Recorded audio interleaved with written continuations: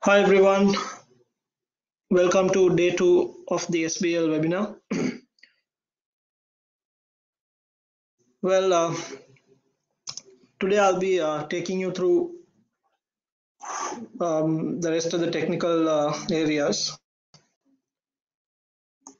So to begin with, we will be starting with governance and general principles. It's a key topic when it comes to case study examinations. Topics like governance, stakeholders, strategy, leadership, the high level matters. So you must place or focus more on these areas for better understanding and clarity when you write answers. So we'll be looking at the definition of the key concepts along with the stakeholder theory and also the agency theory.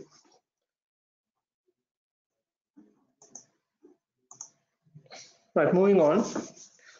Governance is about the system by which companies are directed and controlled in the interest of shareholders and other stakeholders. Now, if you look at companies and the way they conduct their businesses, especially with famous scandals in corporate governance, have gained more importance, and even the textbooks now talk in length about good governance in company or corporate management. So the system that is in place to run businesses should be in the best interest of the shareholders and the stakeholders, meaning the directors must act ethically at all times. So see, now the ownership of the company is with the shareholders,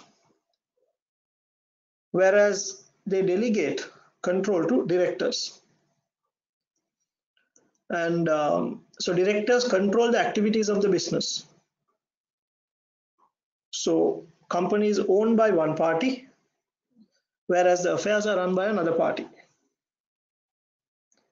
So then when you have two key people here, both of their objectives should be one and the same.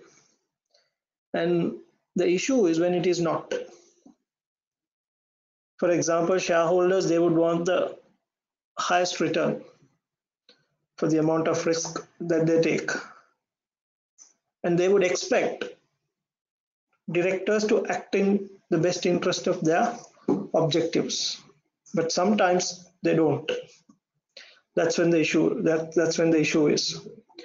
So corporate governance focuses on telling the directors, look, this is how you need to do things around so that you protect the interest of the owners, namely the shareholders.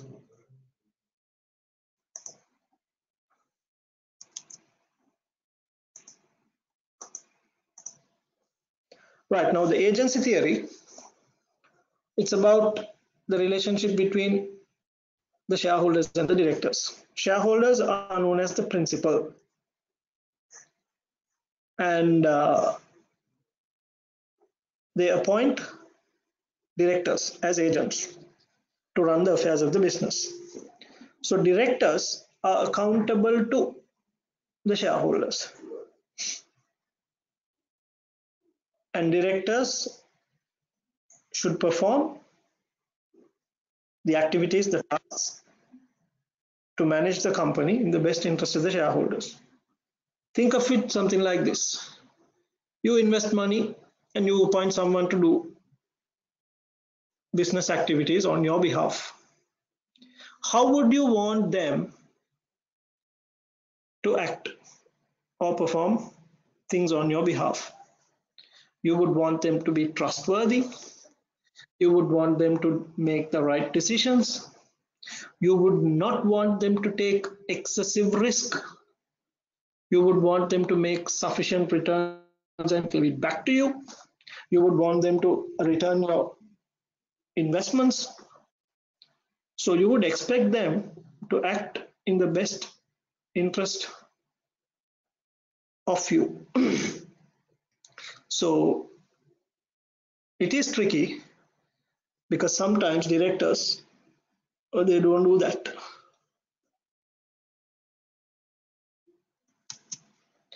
Right. So agency accountability is about acting in the shareholders' interest, providing good information, truthful information, and also operating within the legal structure. Just because the directors are supposed to maximize return to shareholders, they cannot go out of the boundaries or break the rules or break ethical guidelines. You must always be within the legal structure, the ethical guidelines, right? There's always a scope within which the agents or the director should operate to give what shareholders want in return. Right now, governance approaches mainly of two types. One is rules based, and the other one is principles based. We will also look at ownership models and convergence of governance codes. Now, when you say rules based, especially in US, it is more of a legal requirement for you to follow certain best practices. Whereas in the UK, you are expected to be good or perform things in the right way. So these rules, for example, in US, comes through the stock exchange, uh, company law, etc. Whereas in UK, they come through organizations that work towards best practices, which are formed by uh, companies coming together or which are laid down by the stock exchanges, but they are not rules, they are principles. I will be sharing notes tomorrow for you to go through in detail on these areas, how it works, etc. Right, in favor of rules-based approach, from the organization's perspective, you as a company, you know what exactly is required from your end, or what are you supposed to comply with. For instance, the rules-based approach would say you must submit quarterly accounts. So it's laid down in the rule. So everyone will know what needs to be done. So when they want you to file quarterly accounts, you can't do biannually because it's clearly laid down. So clarity of requirements are there. Also standardization. I mean, it's equal standard across all the companies. And also binding requirements you must do. And in terms of wider stakeholder perspective, it is good for everyone as the standardization across all companies. And if you don't follow, there can be sanctions and also greater confidence in compliance. The investor confidence will increase because they know the framework is protected by law. So the trust and the confidence will be enhanced in the system. Against rule-based, see, rules can't cover every areas, every aspects. So there can be exploitation of loopholes, and environment keeps on changing. So new things, innovation comes up, and then your existing rules may not capture or cover those aspects. So then the agents, they might find loopholes to get away. Also, the underlying belief that it's tough and you don't have much flexibility because you need to comply, and a bit of bureaucracy, checklist. Okay, do 1 to 10, and then you're okay. You don't need to do anything else to be a good corporate citizen. And in terms of wider stakeholder perspective, some view it as too much of regulation. Also, there is cost involved, especially legal cost, and it puts certain limits, and you cannot spread your wings as you want. And again, box ticking. Just complying to what the rules say, and basically you stick to the minimum legal requirement, and you wouldn't want to do something beyond. So those are the rules against, factors against the rules-based approach. And when it comes to stakeholders and social responsibility, this is quite an important area, especially when it comes to case studies, because it's a high-level factor. Stakeholders are people who can affect the affairs of a business and who in turn can be affected by the affairs of a business. So they are connected parties. And there are various types like customers, employees, tax authorities, suppliers. So there are so many. So then as a company, as a corporate, we should know how to handle them, because you can't antagonize your stakeholders and operate. If you don't give a good quality product or service to your customer, they are not going to buy from you. You treat one customer bad, and he's going to go talk around. And then in today's context, social media is very powerful. They just go and put a status update, so the whole country or the world gets to know what's going on. So we need to manage them carefully.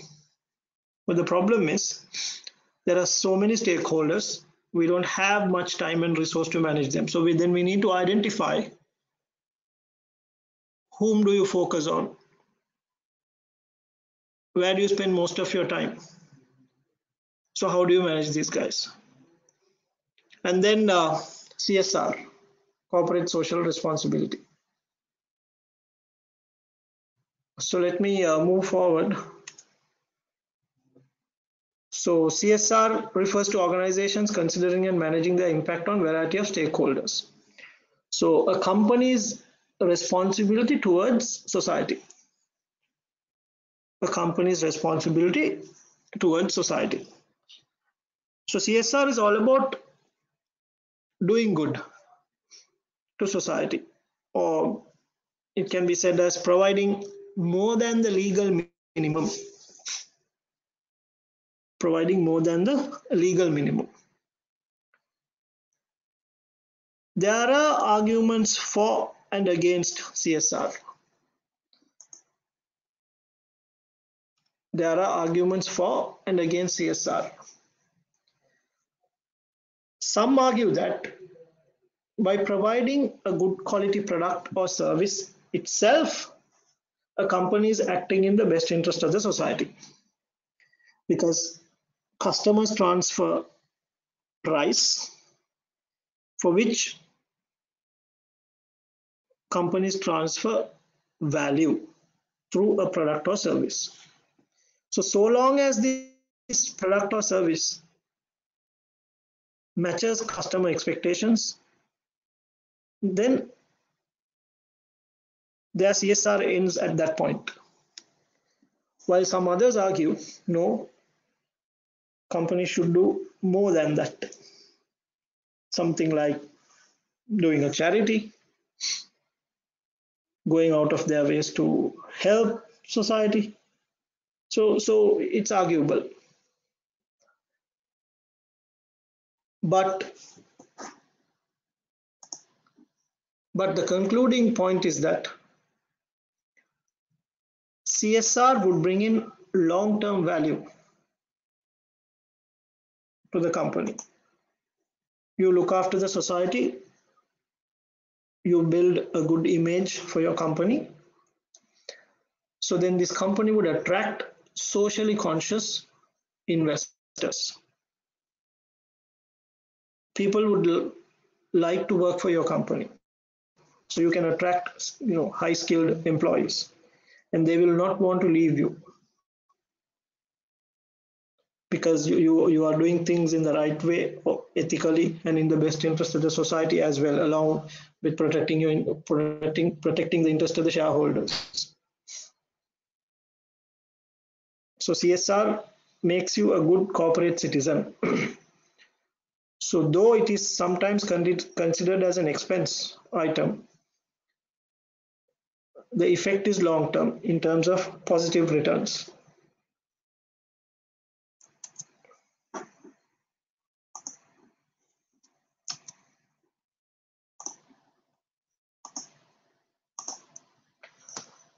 So Carol defined CSR as including 4 points: economic responsibility, that is your responsibility towards shareholders to make money, sufficient returns; legal responsibility, work within the framework; ethical responsibility; and also philanthropic. Like I said before, going out of your way, or doing charity, doing more than what is required.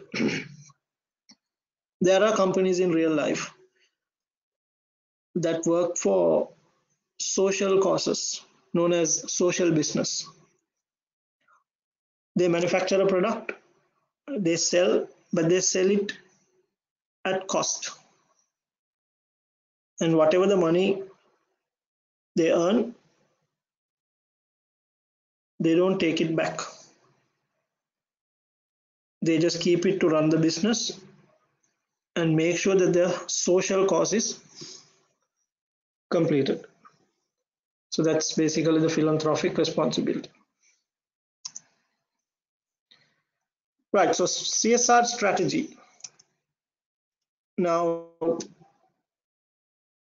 there are two things. One is CSR strategy, and the other is strategic CSR. CSR strategy and strategic CSR. So CSR strategy is about identifying stakeholders, classifying, grouping them into various baskets, identifying what they want, stakeholder claims, and assess their importance. How important are they to you, and to what extent you must protect them, listen to them, etc., and decide on response to social pressure.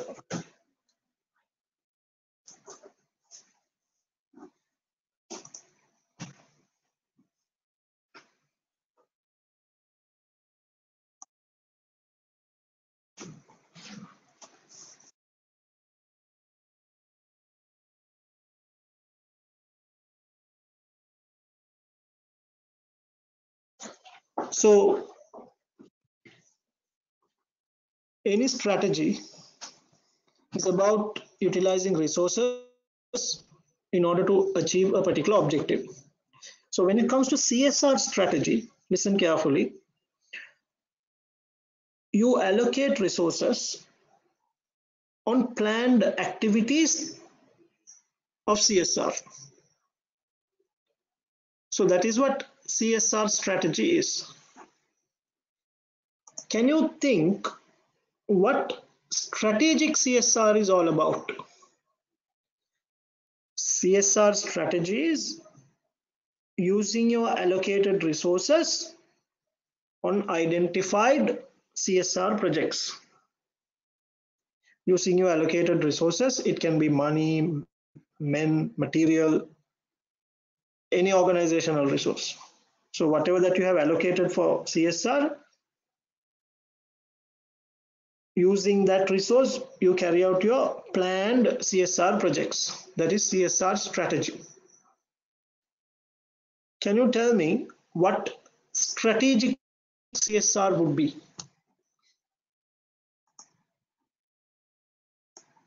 What do you think that is?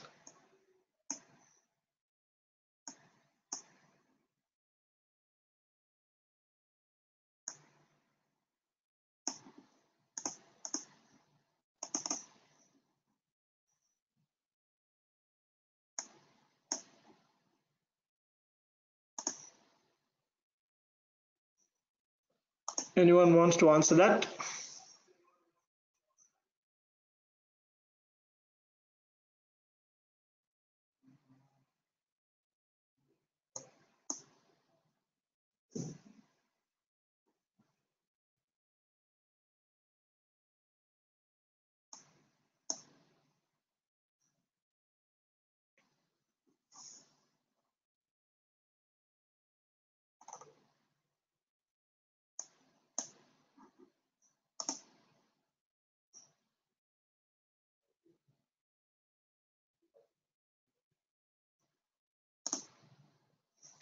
Right, so strategic CSR is about a company doing CSR activities that will benefit them back. For example, let's say you're a hospital, a profit-oriented business, a profit-oriented hospital. So you go and set up a nursing school in a remote village for people who would like to become nurses, who are poor and who cannot afford. So your this free school, nursing school, will produce good nurses whom you can employ to your organization. So what happens is you are doing something good to society or a section of the crowd, and from that crowd now you can pick good output in terms of good nurses for the benefit of your hospital. So that is what strategic CSR is. It's more focused than CSR strategy.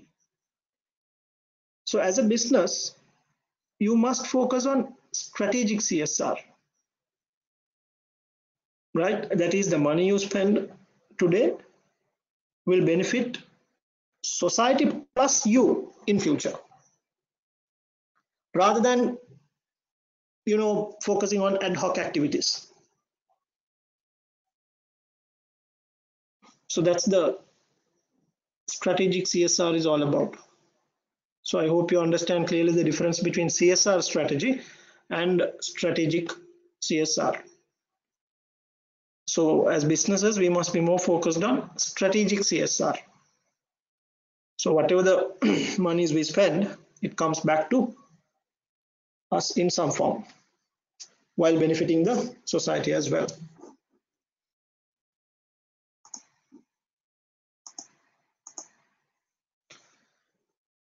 Right, stakeholder theory is any person or group that can affect or be affected by policies and activities of an organization.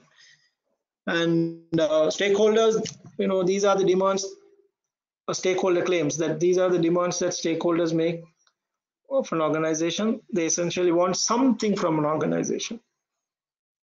Customers want good quality products and services. Employees want conducive working environment and good pay. Shareholders want dividends and capital gains, returns.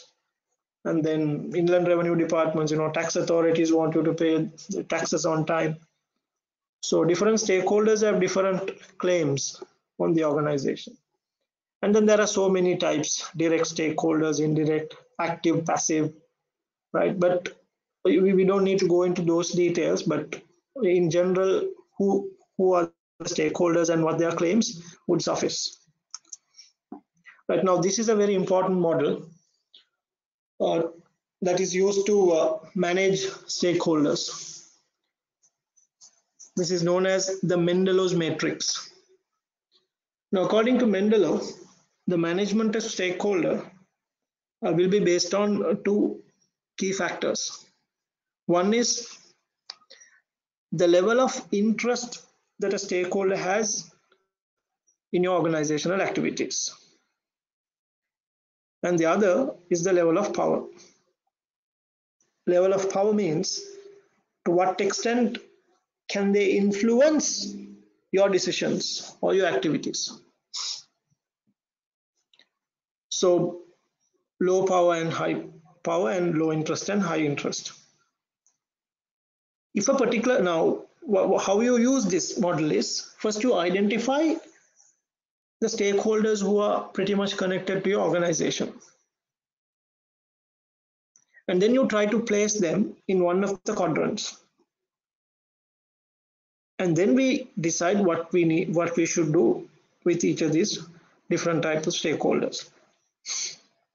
So for example, there is a category or type of stakeholder whose level of interest is low and their power is also low, meaning they are not that worried as to what's happening inside. They don't want to know, and they can't, or they don't have much power to influence your decisions as well. So then we say ignore them. According to Mendelov, we say you put minimal effort in managing them. Don't bother. Don't waste your time and resources for people who fall into this quadrant because they cannot do much and they are not bothered. And with stakeholders whose level of interest are very high, meaning they want to know what's happening inside, they want you to tell them constantly or update them, and also their level of power is high, meaning they are influential. They can do things to adjust the decisions. So these stakeholders are known as key players. So how do we tackle these guys? You must constantly update as to what you are doing, your future strategies and ongoing progress, etc. Also, you must give them what they want. For example, high skilled employees, their level of power is high because if they leave, the technical know-how, all that is gone. And they will also want to know how the company is going to look after them in the future. So you need to give them a sizable package so that they are happy, and set a clear career path for them to grow in their chosen career lines. So that's how you manage a key player. So you have to put a bit of time and resource here in this quadrant because they are with high level of interest and power. And if you look at this quadrant, that is where a particular stakeholder has high level of interest, but their level of power is low. So now what do we do with these guys?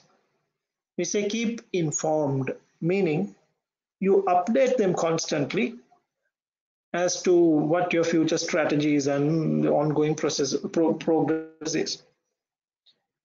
Then they will be happy. And on the other side, another category of stakeholders whose level of interest is low, but their level of power is high.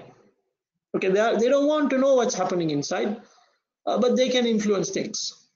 So then you keep them satisfied, meaning give them what they want. You don't have to tell them what's happening. So you identify different types of stakeholders. Depending on their level of power and interest, put them into a particular quadrant and then manage them accordingly. One important thing that you must note down is that when a particular stakeholder belongs into this category, for example, minimal effort, Keep them there and manage. Don't let them move to other quadrants.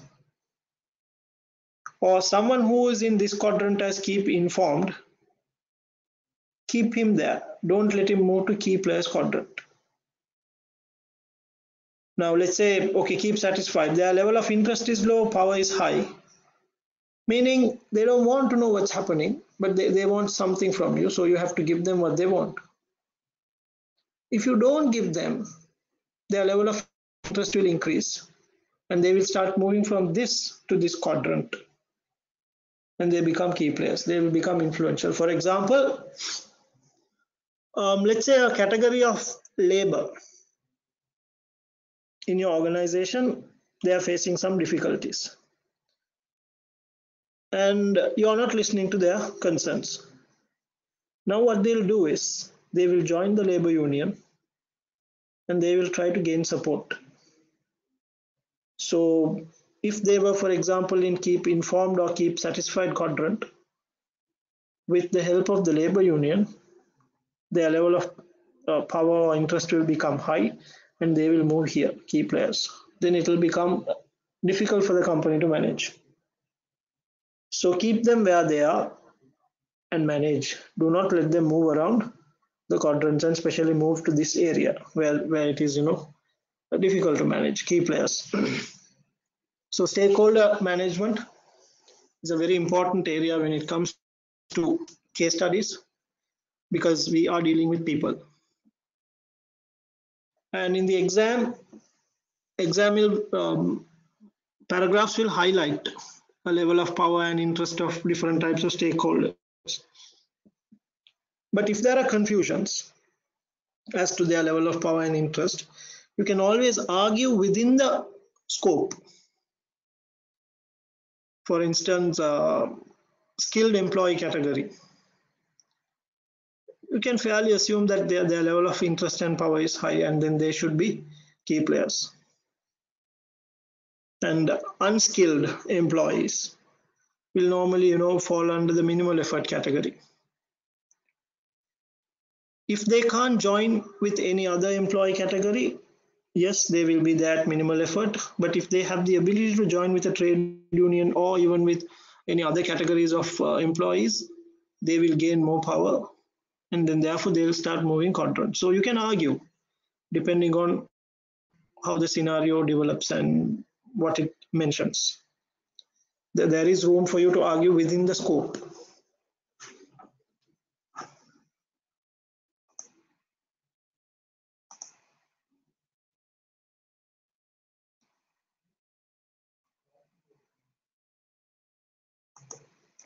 Right, someone wants me to summarize strategic CSR and CSR strategy.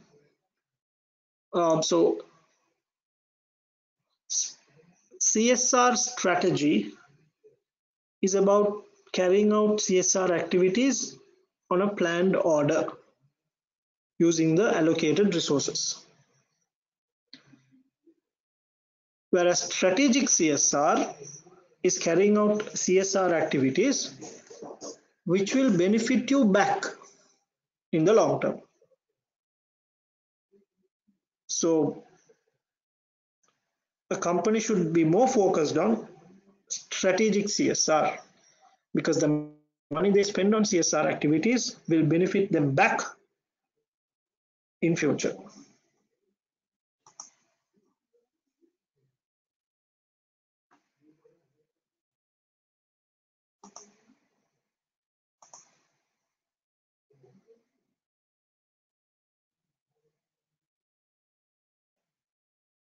Also another question, then meaning that CSR should be part of the organization strategy. Definitely. CSR should be part of the strategy. It should not be something that you decide later and plug in. It should be within your overall strategy.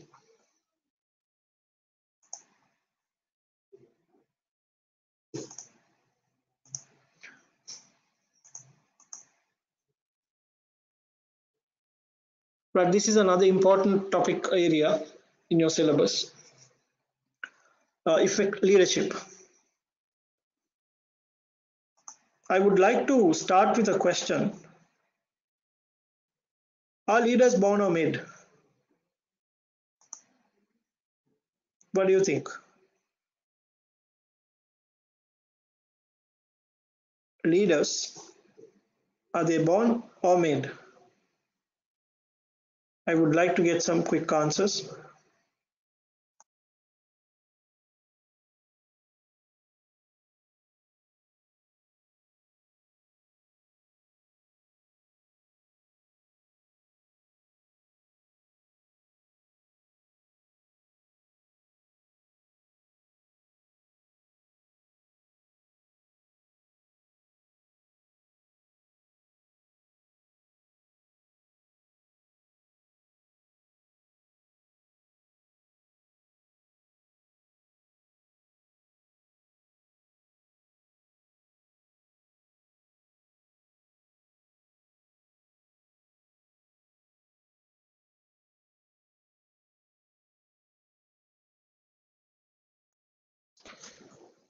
Right, I'm getting interesting answers.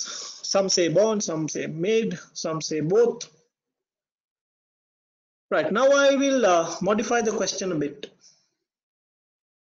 You have organizational leaders, we call them managers.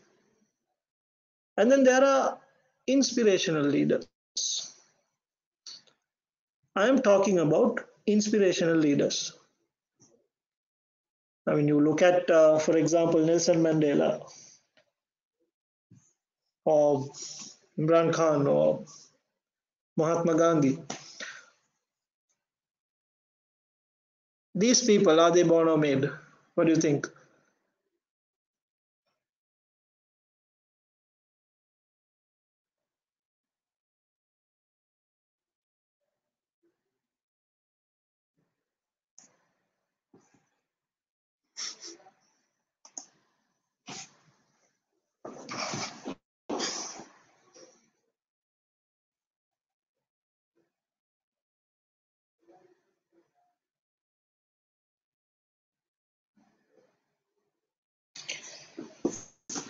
Right, some say born, again, some say made, but I got a good answer. One student says the situation made them leaders and they adapted well. They are leaders because of certain circumstances surrounding them. Yes, these great, I mean, leadership is is a special ability to lead people, inspire people.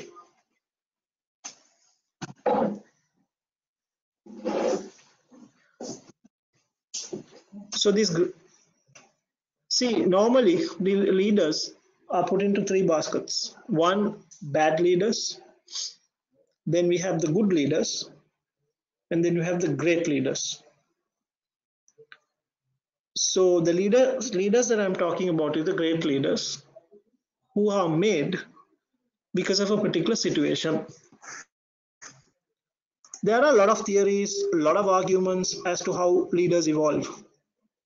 But generally, a situation would make an inspirational leader when a larger crowd cannot do things on their own, they appoint someone to derive things on their behalf. So that is one way. Or due to some incident or a situation, someone could emerge as a leader. So born leaders are normally the kings, we are not talking about them. So a real leader is someone who can inspire. Right? One World War veteran said, if you want your men to build a ship, teach them the desire to the sea, meaning motivate them. Show them the benefits or the end result, then your people will automatically do what needs to be done. The point here is managers who are appointed by the hierarchy should act as good leaders. It's not that you try to follow bureaucratic, practices in leading your, employees. They will do the work, but there won't be much motivation. So if you want to get the best out of your employees, you must inspire them. Then they will go that extra mile to perform better for the benefit of the organization.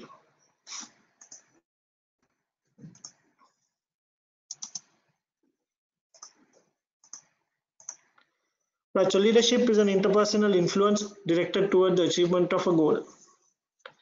Interpersonal means between people, thus a leader has more than one person or a group to lead. Influence is the power to affect. You move things, your actions, your speech, your activities, move things. And goal or the objective is the end one strives to attain. So basically, your target.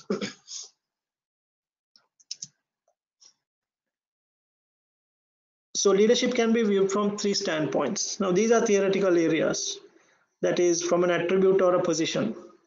So like I said, given by the hierarchy, given by the organization, the designation, the managing director. Someone can have the designation, but they may not have the real qualities that are required to become an inspirational leader. That's where the problem is.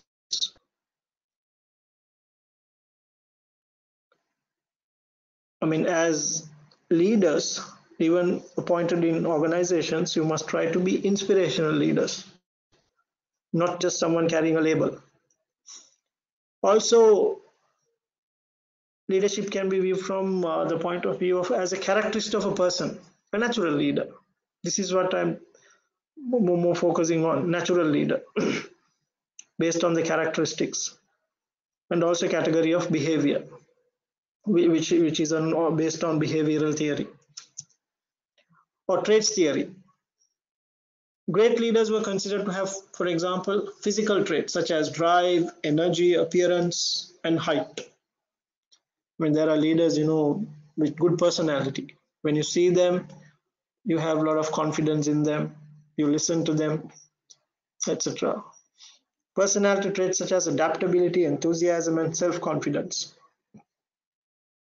So, self confidence, is pretty much high on them, they will somehow achieve things on their own. Social traits such as cooperation, tact, courtesy, and administrative ability, ability to work with a larger crowd. Above average intelligence, their ability to see things that average people cannot. Also, ability to initiate, motivate, self assurance, and self confidence, and also the helicopter factor. Something like having a bird's eye view or the ability to rise above the particulars of a situation and perceive it in relation to the surrounding context, working for the benefit of the whole. And other essential qualities included enthusiasm, social ability, integrity, courage, etc. The good habits that the great leaders would have. So one way to look at great leaders is from the point of view of trait theories. Behavioral or style theories talks about 4 different types. A successful leader will exhibit a pattern of behavior, that is a particular style. So the first one is autocratic, tells. They don't listen, they don't consult, they just tell what needs to be done. And you can't negotiate, you can't consult. So it's more bureaucracy. Or sells. So a leader who sells will persuade, give you the benefits of what you are doing, and a little bit of motivation because he's trying to convince you. Or consults. participative, gets your opinion as well, let you suggest, and finally the democratic, you know, outcome from the larger crowd. I would like to throw a question now. Of the behavioral styles, the four styles, which is the most appropriate one?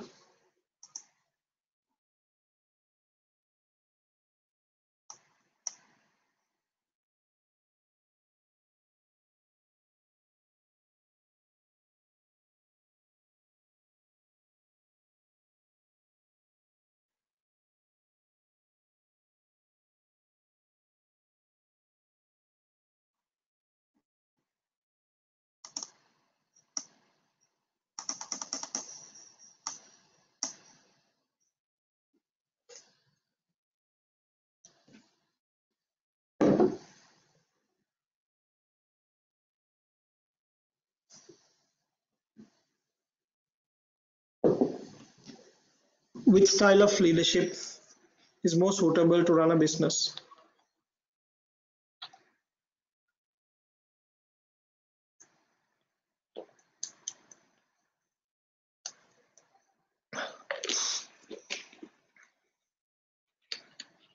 Right, so there are a lot of individual answers, like some say democratic, some say participative. But this is also more situational in the sense a democratic system or the system of joints style, the style of joints would work when your followers are educated. If I ask you whether you want black or white, your answer should be based on the benefits of black or white. It's not because of it. It's not because whether you like black or white. So that's the tricky part when it comes to democracy. The followers should have the necessary expertise or the skills to decide what is best for everyone. So if you are dealing with your skilled employees on a particular matter, then the joints style is more appropriate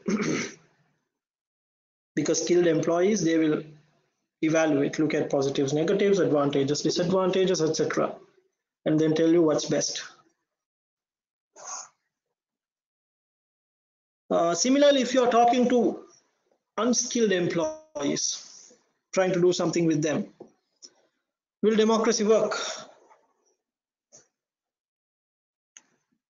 To a great extent, no, because they will not have the ability to evaluate. So in that situation, it's more of tails or cells. So with difficult employees, it's okay to be autocratic because you want to get the job done, and they don't have the necessary skills or knowledge to tackle the matters. So what style is suitable will depend largely on the situation and the people whom you're dealing with.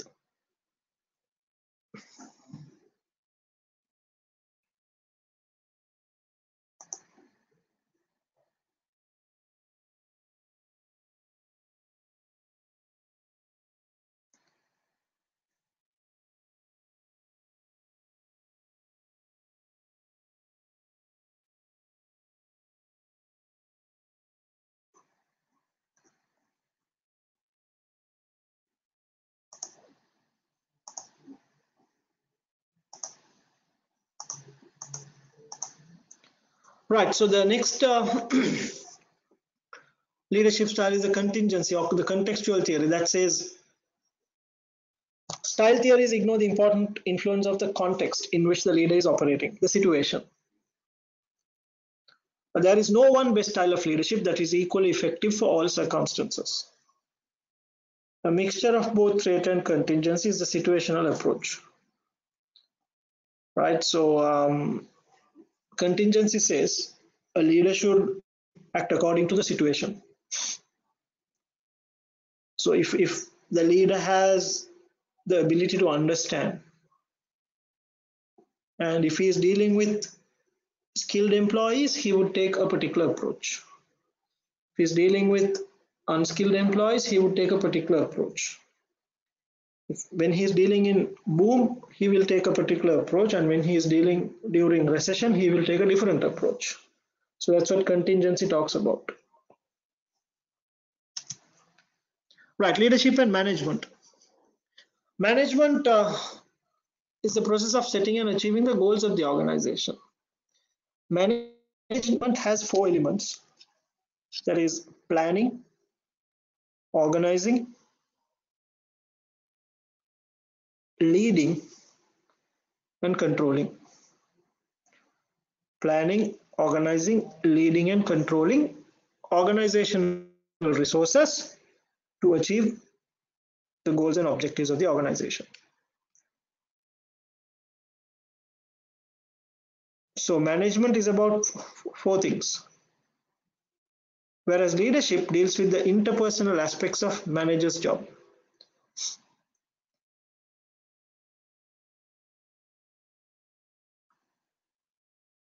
All leaders can be managers, but a manager is not necessarily a leader. Like I said before, leadership is your ability to inspire. Not all managers can do that, because manager is a label that can be given by the organization. Sometimes you are very good in finance, and then company will appoint you as a finance manager, and then you will have subordinates working under you. Now your position was given to you based on your skill of doing a particular task, accountancy or finance. That does not mean you are good in managing people.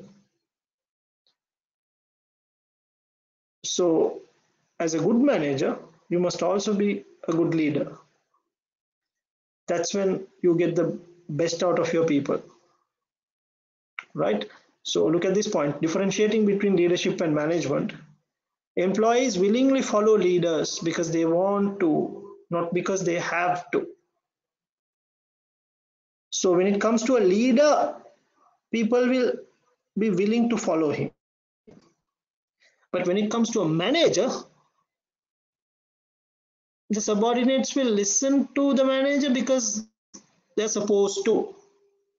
The willingness may not be there. So especially budding professionals, it's very important that you try to be good leaders. Then the management part becomes very easy. Right, moving on. Leadership and culture. There are two types of leaders, again, further classifications. Transactional leaders and transformational leaders. Transactional leaders tend to be more passive. They see their relationship with their followers in terms of a trade. So your boss, let's say, is a finance manager, and he tells you to do monthly accounts. So that is, he wants you to complete a particular task. That is known as a transactional leadership.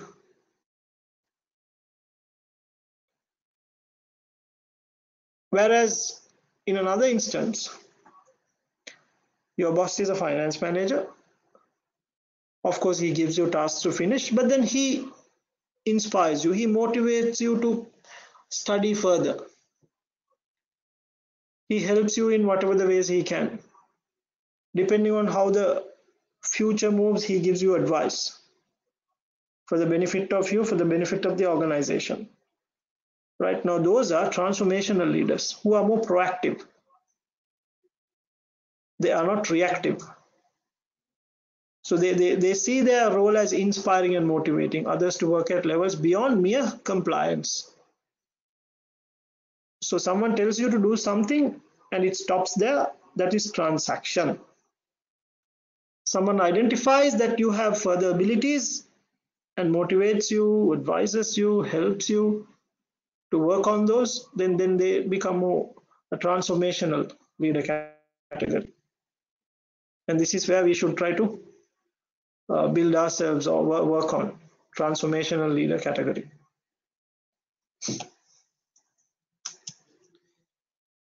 Further categories are entrepreneur and intrapreneur.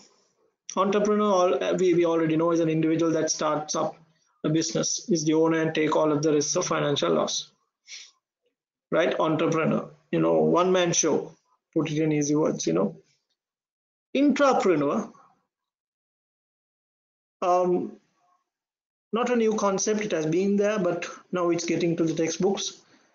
Intrapreneur is an employee of the company and does not usually have any ownership and minimum risk of financial loss. Basically, let's say you're working for a company in the production department, but management has seen certain abilities in you where you can run a business on your own.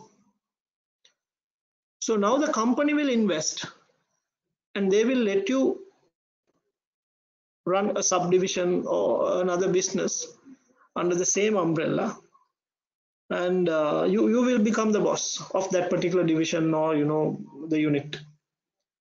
So you are still part of the bigger company, and but you are an entrepreneur inside. So we call that an intrapreneur. Right? Is an employee of the company and does not usually have any ownership and minimum risk of financial loss. So in case if things go wrong and the company that you're heading makes losses, okay, you will not bear it. Right? But this is a area where the senior management identifies employees with special skills, entrepreneurship skills, and they invest on them.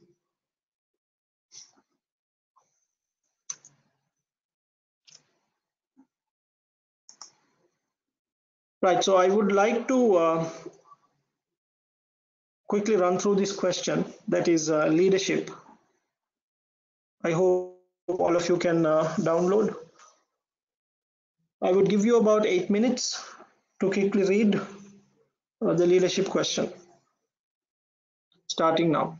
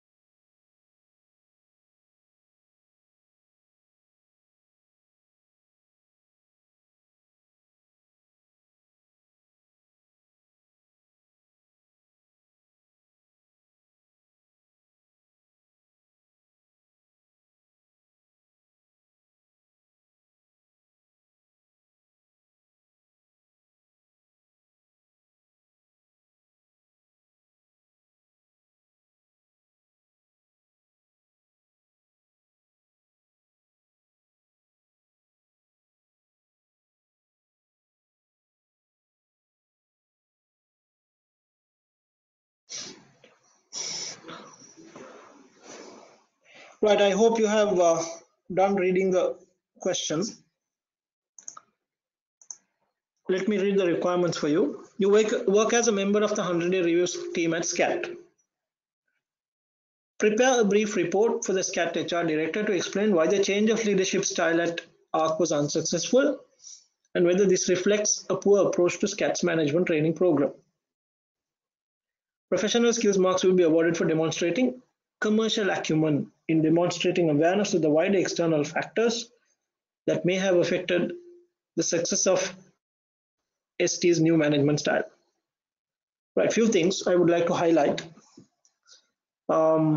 First of all, the format of the answer. If you have a hard copy, I would like you to underline, or even on your machine, the report.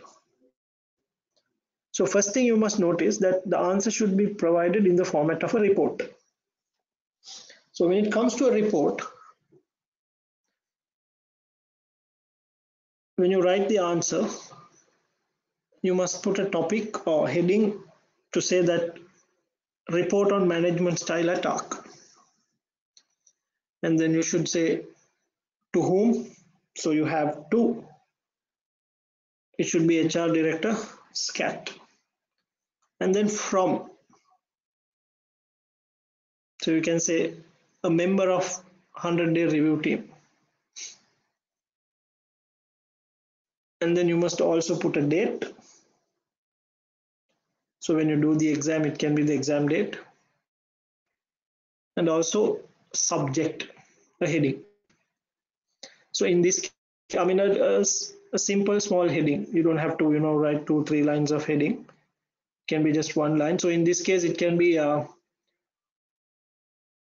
the reasons for leadership failure at ARC and the effect of SCAT's management training program. A simple subject, a heading. So immediately after this to, from, subject and date, you must have an introductory paragraph. In an introductory paragraph, you introduce what you are going to write about. Again, it should not be a lengthy introduction. It could be for maximum about 5 lines, maximum. So what you would say is you are discussing why the leadership style at ARC was unsuccessful and whether it reflected a poor approach to SCAT's management training program. A simple introduction. And then you would break your answers into 2 parts or 2 sections. So below introduction, your first section and the heading would be management style at ARC. And then the second part of your answer can be the impact of SCAT's training program. So structure to answer is very important in SBL because a lot of professional work is expected. So planning is also important as to how you plan and then implement in your answer. Right now, what is commercial acumen? Because we have professional skills to capture, marks for professional skills. So in this case, it's about demonstrating commercial acumen. So commercial acumen is about business awareness. So in answering this question, you must touch on the business aspects. For example, if the leader is absent, how will it affect the business? If the leader makes wrong decisions, how will it affect the business? How will it affect the employees? And because of that, what are the business implications? Right. So first question for you, from all of you.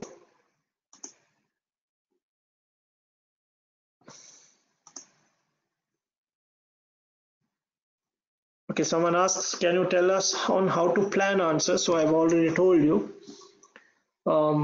Bring in a structure to answer. So this question has two parts. One is why the leadership style was unsuccessful, and the impact of the training program. So you break your answers into two parts. So in the first part, you discuss the reasons as to why the leadership style was unsuccessful. Now my first question to is, what kind of leadership style or category or behavior will you say that this particular leader showcases?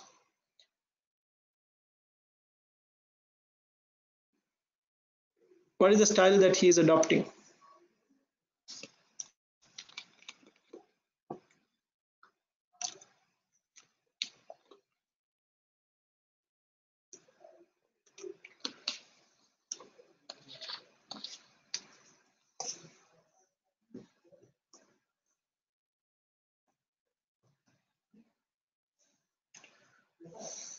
Right, very good. So at the beginning, he was more of an autocratic leader. So, and another way of looking at it is he was more of a transactional leader. He had his own conceptions to say that people are lazy. They have to be told what need to be done. Right? He never consulted anyone. So this is real life. This is how even in real life people are. So in answering, you must start with mentioning the style, and then you reason it. For instance, you can say, prior to attending the course, Sully, the leader, was more of an autocratic leader. Why? Because of one, two, three reasons. Or he was a transactional leader. Why? Because of one, two, three reasons. Right? He thinks the employees are lazy, they don't know what to do, they need to be told. So you give the reasons.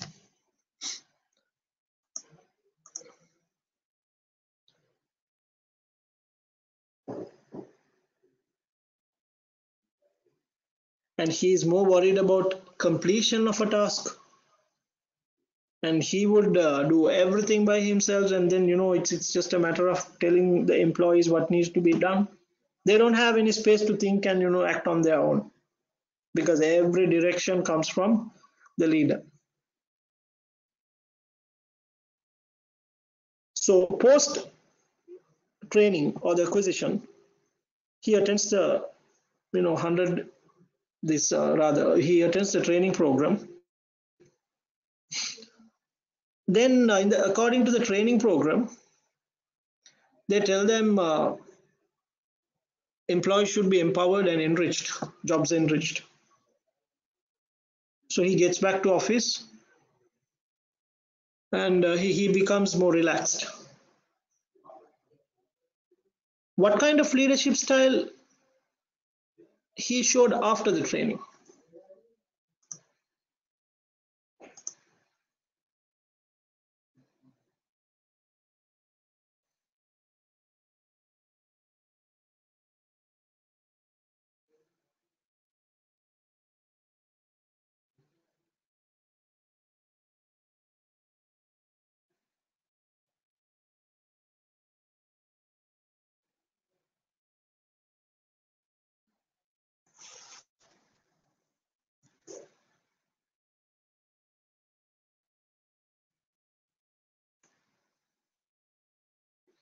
Yes, so after the training, he became more of a democratic leader.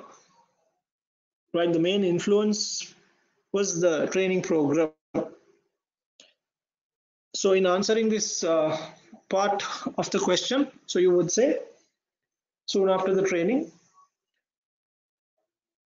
Solly promoted more of a democratic style, where leadership responsibilities were shared with subordinates, who are also involved in planning of tasks. not their execution.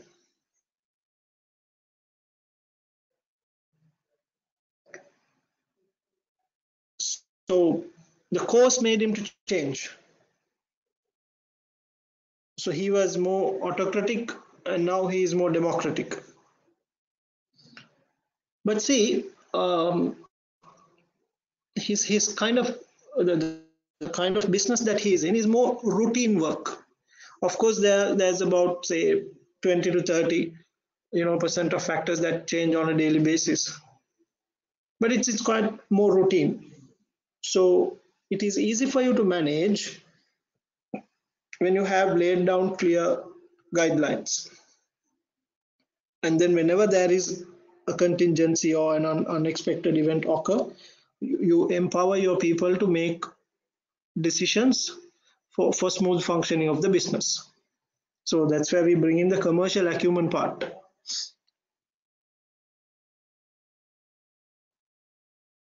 right? So all these days, I mean, prior to the training, he had people gotten used to his style of leadership, where they listen to him and then execute, implement what he says, and then they are comfortable. But now after the training, he comes and empowers, and now they find it difficult because they don't have the experience in doing things on their own.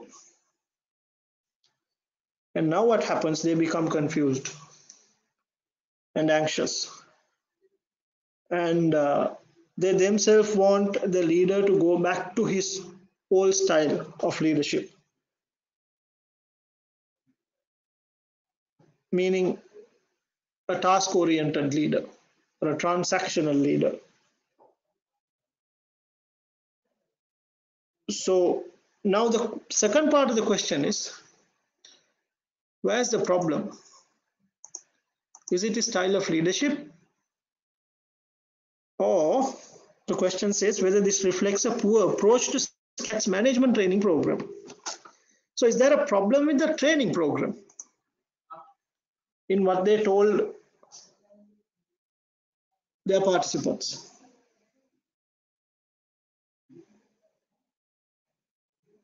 What do you think?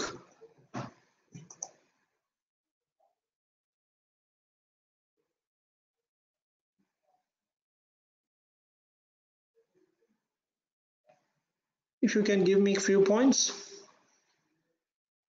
as to where the problem is. See, what I want you to understand is these kind of questions you can argue and make your point by giving justifications within the scope, of course.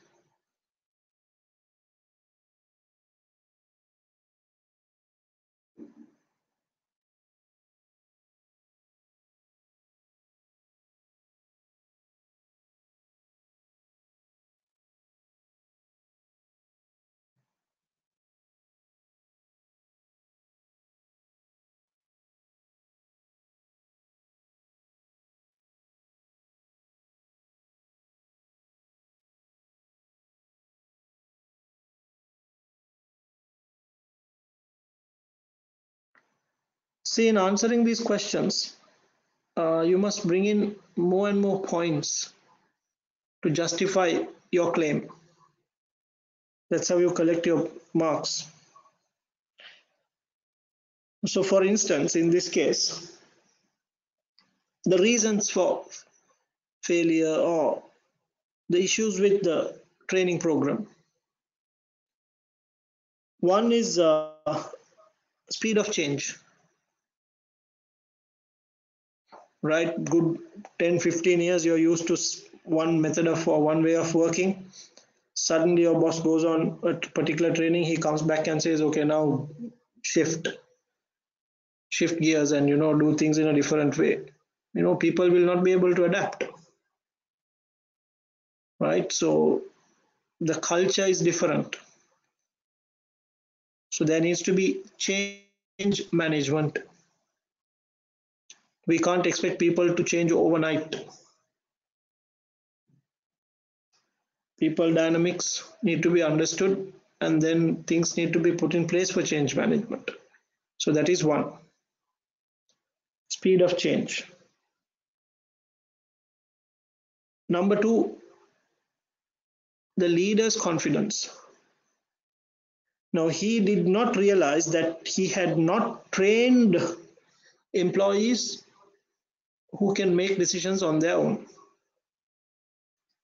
All his life, he had told what they need to do.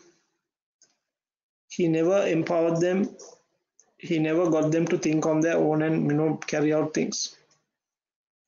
So his level of confidence or his understanding was weak.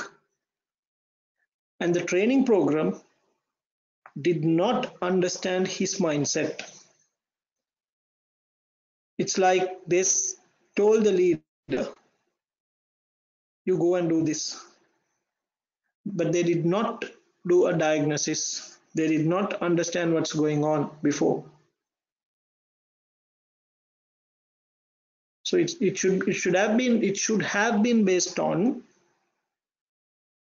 what kind of leadership that has been carried out in the past. And accordingly, the training program should have suggested a methodology, including change management. Another factor is the employees were not ready or not willing to accept the new style of leadership because they are not used to. They haven't made any decisions in the past. They haven't acted as leaders themselves. So it was a big problem for them, and then things got delayed, took a lot of time, and they made a lot of mistakes. So these are the results of wrong leadership.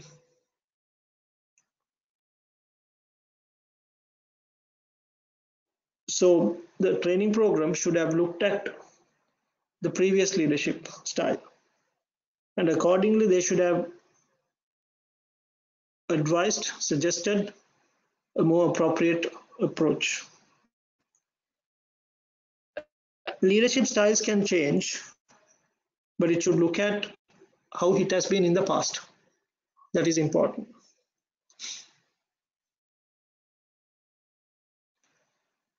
Yes, and someone suggests that change should be gradual, especially in this case, where employees are used to working on a particular style for a long period. Yes, it has to be slow and gradual. Should Sully explain to employees that it's okay to make mistakes and they will learn from their mistakes? Yes.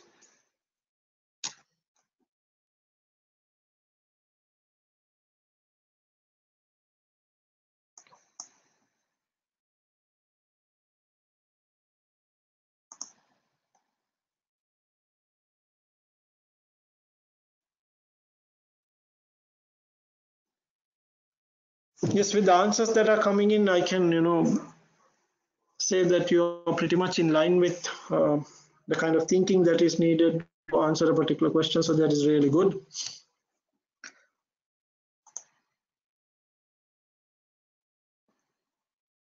So I hope you got some idea as to how to tackle a theoretical question like this. It's all about doing more and more practice questions of this nature to get the hang of it. Like I said, yesterday, it's more of a skill in handling these questions.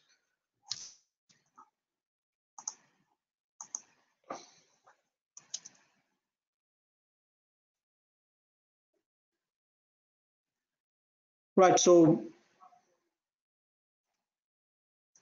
moving on to board of directors, which again is part of leadership because directors are the leaders for the organization. They sit at the top or at the strategic level, setting the vision, mission, and the direction for the business.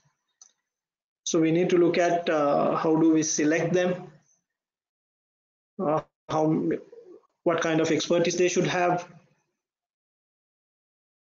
where do these guys come from, how do we supervise them, and many other aspects: the composition, the roles and responsibilities, and executive directors and non-executive directors, single and two-tier or unitary and two-tier structure. So quite a bit to look at. So what I would do now is take a break and then come back exactly in 15 minutes. Thank you.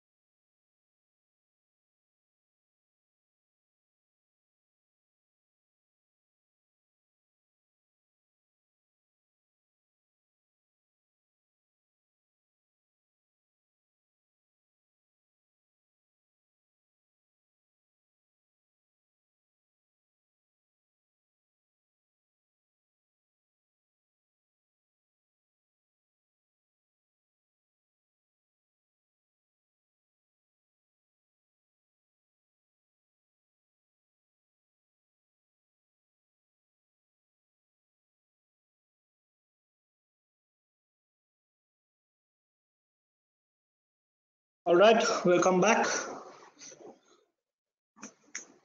So let's start with the board of directors.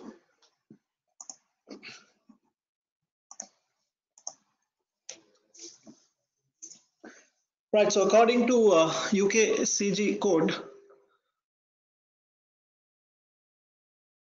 the roles and responsibilities of directors is to provide entrepreneurial leadership of the company and represent company view and account to the public, decide on a formal schedule of matters to be reserved for board decision, determine company's mission and purpose, select and appoint CEO, chairman, and the board members, and set the company's values and standards. So it's not necessary that you by heart and remember all of this, but on a generic note, you must know what the director's roles and responsibilities are.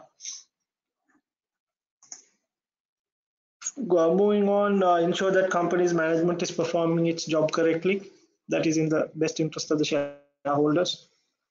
Establish appropriate internal controls so that risks are managed and mitigated. Ensure that the necessary financial and human resources are in place for the company to meet its objectives. Basically, keep resources in place. Ensure that its obligation to its shareholders and other stakeholders are understood and met. So then they must be constantly in touch with the key stakeholders and also meet regularly to discharge its duties effectively. So that's about the board meeting. For listed companies, that is companies listed on the stock exchange, appoint appropriate non-executive directors. So directors are of two types. One is executive directors, who are full-time directors, looking after the affairs of the business or running of the business. And then we have the non-executive directors category, who is there to look after the work of executive directors. Because if there is no party to look after the work of executive directors, they might decide their own salary. So the pay pack can be really huge. And there can be a lot of conflicts, meaning they might not act in the best interest of the shareholders. So to avoid that, an NED category is there to supervise the executive category. Also establish remuneration committee that looks after the remuneration of directors.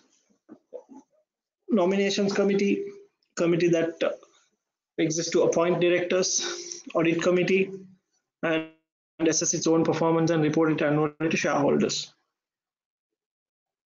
And also submit themselves for re-election at regular intervals. Meaning, a director cannot be director in a company for 10, 20, 30 years. They should put themselves for election. So if their performance has been good, they will get re-elected to the position. Potential problems for boards: rely on management to report information to them, allowing problems to be obscured. Also, board that meets only occasionally may be unfamiliar with each other. This can make it difficult for board members to question management, meaning if they meet rarely or occasionally, they don't know the people, they don't know what's going on, so it's difficult for them to question or identify what's going on. Also, CEO's forceful personality is exercising too much influence over the rest of the board. Sometimes the CEO, the chief executive officer, he takes an upper hand and then override decisions. So that can be a problem. Also, CEO's performance is judged by the same directors who appointed him or her, making it difficult for an unbiased evaluation. So these are real life problems for boards. Right, now the board structure, it can be a unitary board or a two-tier board. In a two-tier board, like I told you before, You have one set of directors to manage the business, and you call them the management board. And then there's another set of directors who will supervise. So that is non-executive directors supervising the work of executive directors. In a unitary or single board, we will have executive and NEDs together. So lower tier in a two-tier structure, management board responsible for day-to-day running of the enterprise generally only includes executives, executive directors, and the CEO coordinates activity. So CEO will make decisions and consult the other executive directors, and then will coordinate activities with the director board and the functional heads, that is, or departmental heads. And the upper tier or the supervisory board appoints supervisors and advises members of the management board, and they also provide the strategic oversight. It includes employee representatives, environmental groups, and other stakeholders management representatives. And these NEDs or non-executive directors are not considered to be independent NEDs. The chairman coordinates the work, and members are elected by shareholders at the AGM and receives information and reports from the management board. So advantages of two-tier board: clear separation, that is, who is doing the work and who is supervising. Implicit shareholder involvement via NEDs and wider stakeholder involvement. That is because there's representation from employees, environmental groups, etc. And independence of thought, discussion, and decision. It's not one party or one set of crowd who makes the decisions. And direct power over management, which is very important for good conduct of business affairs. Problems are dilution of power, isolation of supervisory board. Sometimes they try to become too strong because they are another set of crowd. Agency problems between the boards because of objectives, bureaucracy, and reliant upon relationship between chairman and CEO. One question: can the chairman and CEO be the same person?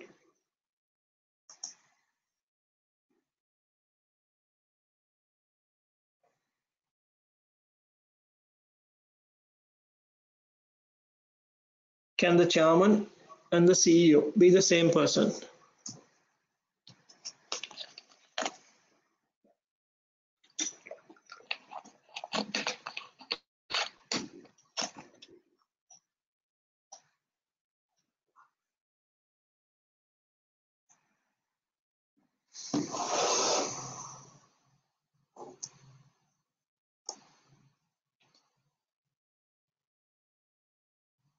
In a private firm, yes, but not in a listed company. And that's not good governance. Chairman should be separate from the CEO. It should be two people. Right, so most of you are in line, so that's good.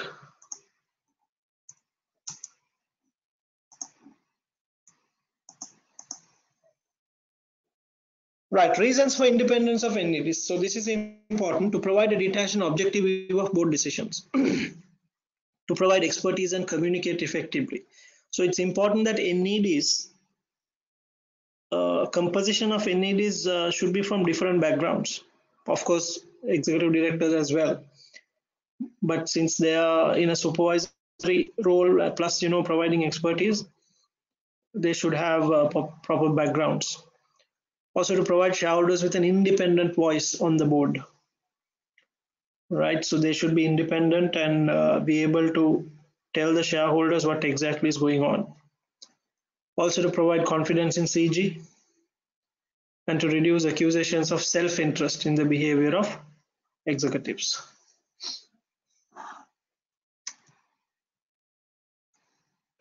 Threats to independence of NEDs. The independence of NEDs will not be there if these factors are in existence. For example, material business relationship in last 3 years. Say for example, one of the NEDs has a company, and through that they supply to the company where this NED is functioning as an NED. So then he will be biased towards this company. Then, and he was an employee in the last 5 years, meaning biasness will exist. Cross directorship in other companies. Can you tell me what cross directorship is?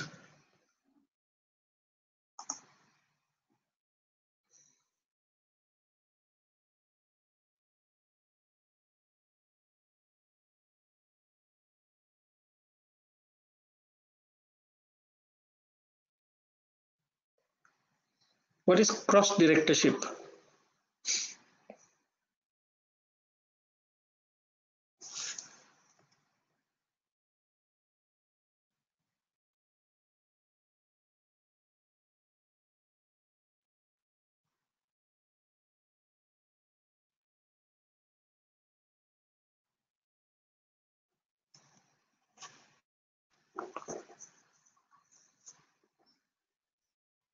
What exactly is cross directorship, and why is it a threat to independence?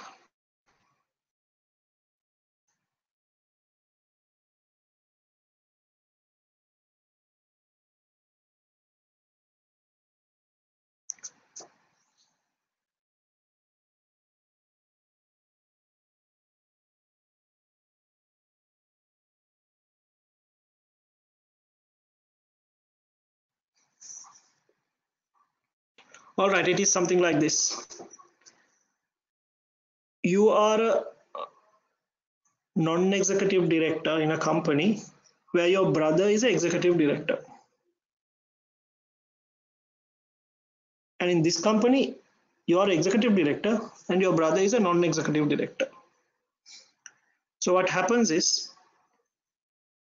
in the company where you are the executive director, your brother is in the supervisory board. And in the company where your brother is an executive director, you are in the supervisory board. So both of you will have biasness.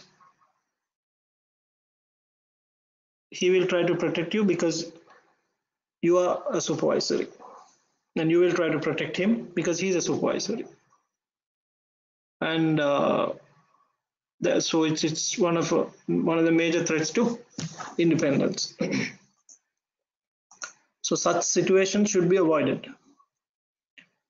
Remuneration from the apart from those remuneration from the company besides directors' fees, maybe additional consultancy, etc.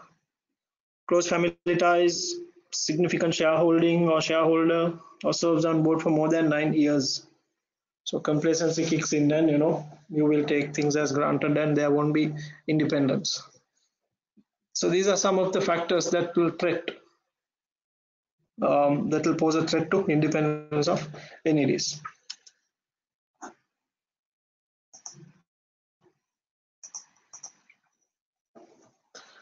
Right. So chairman and CEO, there should be a clear division of responsibilities must exist at the head of the company, and no individual should have unfettered power of decision. So responsibility of the chairman is to ensure that board sets and implements the company's direction and strategy effectively. So chairman should make sure that it happens and acts as the company's lead representative, that is provide leadership explaining aims and policies to the shareholders. So normally chairman should be someone who's experienced, a personality with a number of years of corporate experience. CEO, on the other hand, take responsibility for the performance of the company as determined by the board strategy, and also report to the chairman and of the board of directors. So CEO, in consultation with the board, take responsibility and implement what is planned, and then he will report back to the chairman and the board as to how the company performs.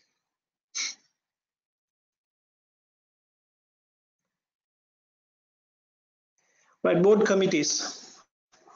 So there are 4 committees that you must know about: nominations, remuneration, risk, and audit. And these committees are formed by the board of directors. So importance reduces board workload and enables them to improve focus on other issues. You can't get all the directors to work on everything. So what happens is we form committees within, and then assign different tasks like remuneration, audit, etc. Also create structures that can use inherent expertise to improve decisions in key areas. So if 2 of the directors are experienced in audit work, so the audit committee can be formed using them, something like that. Communicates to shareholders that directors take these issues seriously, increase in shareholder confidence, and also communicates to stakeholders the importance of remuneration and risk, etc. Satisfy requirements of UKCG code. Right, nominations committee. Now their role is to provide a formal, rigorous and transparent procedure for appointment of new directors to the board. So that's what the nominations committee do. They work on appointing new directors to the board as and when needed. So responsibilities review regularly the structure, size and composition of the board and make recommendations to the board. There is no hard and fast rule to say this many directors should be there in a particular board, but it will depend on the organizational size and requirement, etc. So the nomination committee has responsibility to identify and then decide the size. Consider the balance between executives and NEDs on the board of directors. Question. Let's say the board of directors are 10. How many should be executive directors and how many should be non-executive directors? If there are 10 directors in a board, how many of them should be executive directors and how many of them should be non-executive directors?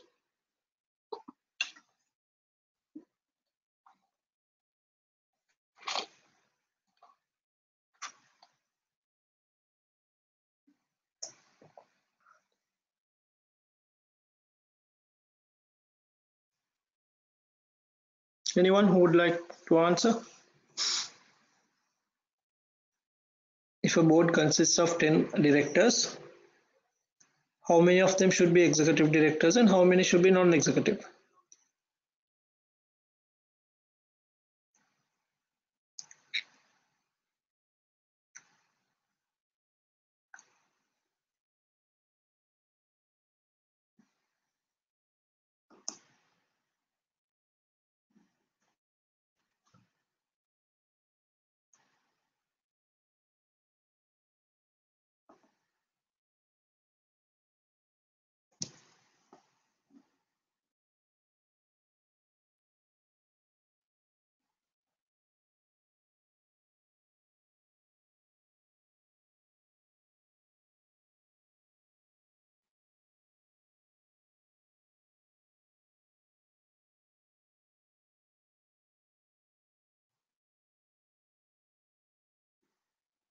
Yes, it should be 50-50, equal balance.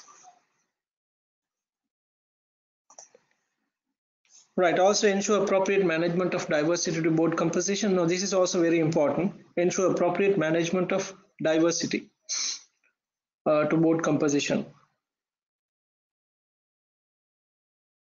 And provide an appropriate balance of power to reduce nomination and executive selection by the CEO or chairman. Also, they have to make sure that the directors are from different backgrounds. So you have a fine blend. If you appoint all directors who are from financial background, they will not look at other aspects. Or you can't have all directors from sales background. So you must have directors, individual directors from different backgrounds, so that all aspects related to the business can be discussed and covered appropriately.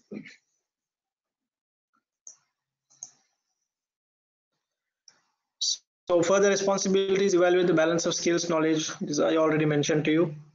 Full consideration to succession planning for directors, right? Continuation. Prepare a description of the roles and capabilities required for any particular board appointment, including that of chairman, and identify and nominate for the approval by the board candidates to fill board vacancies as and when they arise. Recommendations to the board concerning the standing for reappointment of directors, and be seen to operate independently for the benefit of shareholders. So this is very important role of nominations committee, to be independent and act on behalf of shareholders.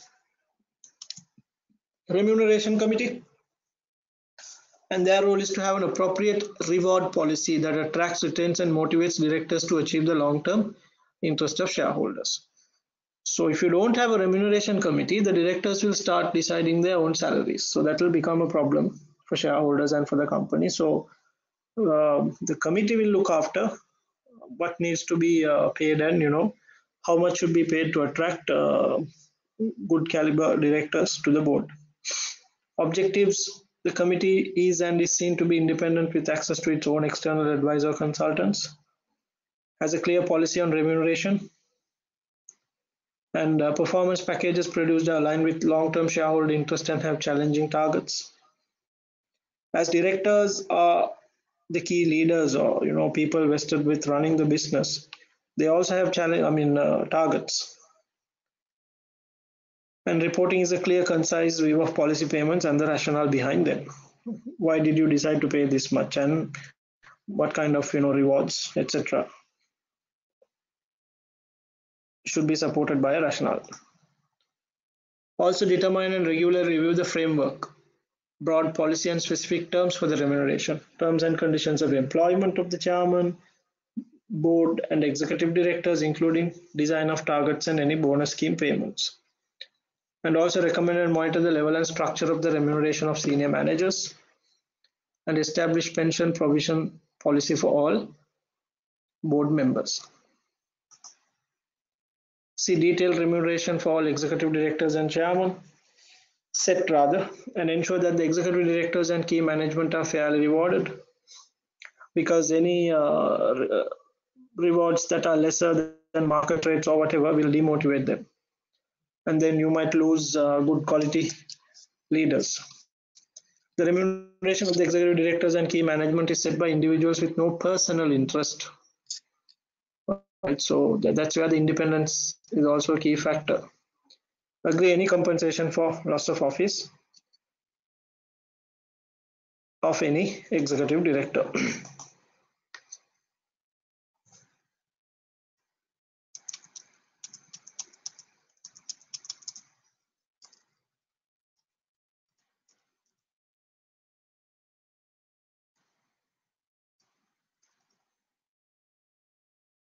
Right, in this we have two more committees. One is the risk committee and the audit committee.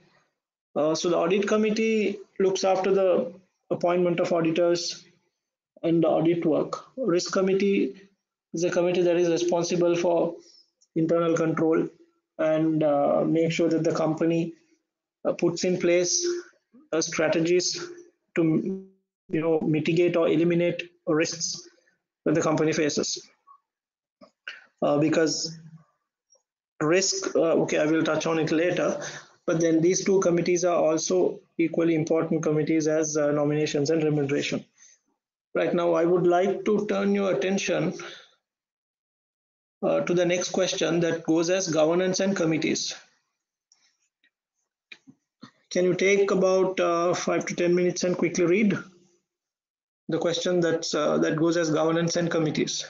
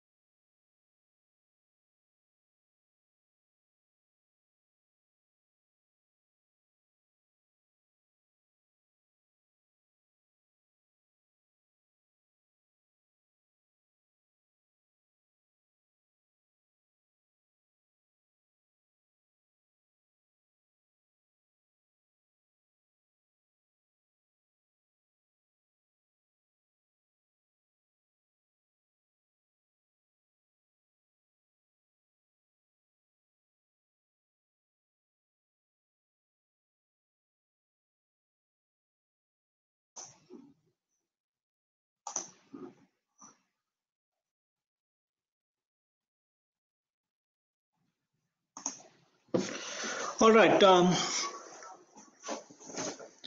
The question goes as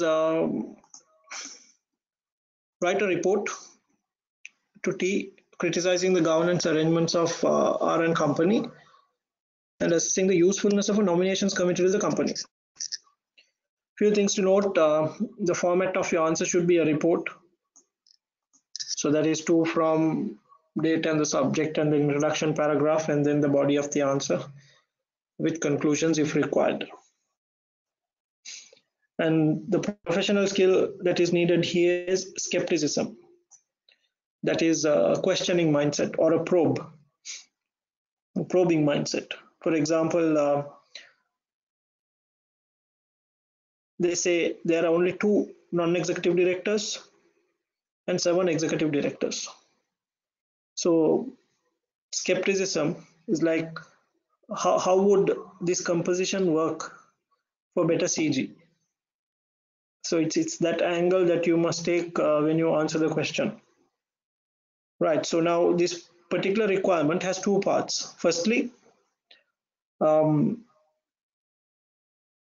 current governance arrangement and what are the advantages or usefulness of a nominations committee. Can you write 5 criticisms of the current governance arrangement? If you can quickly write 5, just 2-3 words answer.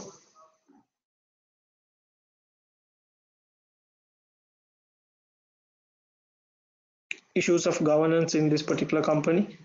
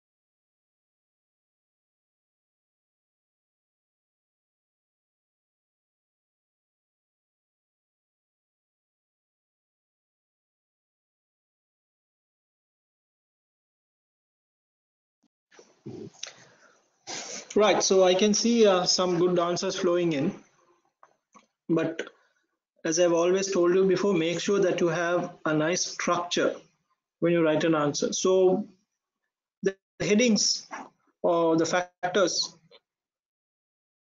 towards the criticisms of CG arrangement at R would be under these headings. One is non-executive directors. I would explain it a little slow so that if you want, you can take it down. First of all, the balance between executive and non-executive directors. Only 2, and then on the other side there are 7. So if anything comes for vote, it will be very difficult for the NEDs to make a winning situation.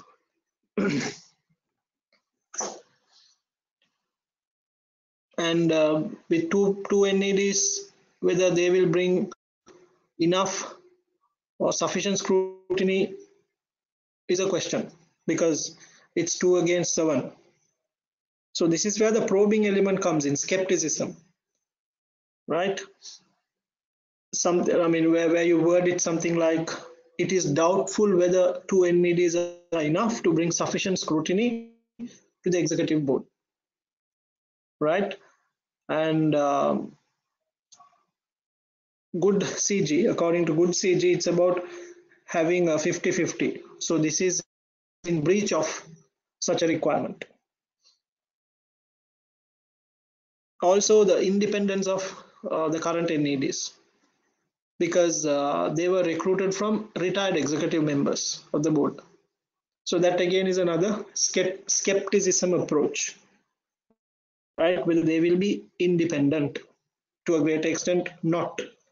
So when you write the answer, you look at it from a questioning mindset, probe. So that's what the skepticism part is. Always keep that in mind, the professional skill. The way you write, you will get the skill marks. You can conclude to say that there won't be independence, but it's the way you design your answer. When you recruit NEDs from retired executives, will they be independent? So that's the skepticism part. And they would presumably have relationship with existing executives going back many years. Would this bring in independence?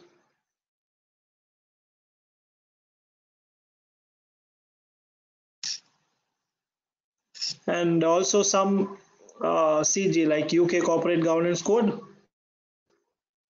specify that NED should not have worked for the company within the last 5 years, right? And then again, back again, this company R would be in breach of this provision, because these directors have worked for more than 5 years. Right, so the number 2 would be succession planning. That is continuity or appointment of directors. So in this scenario, it is based on the family members, rather than appointing from outside or appointing qualified individuals.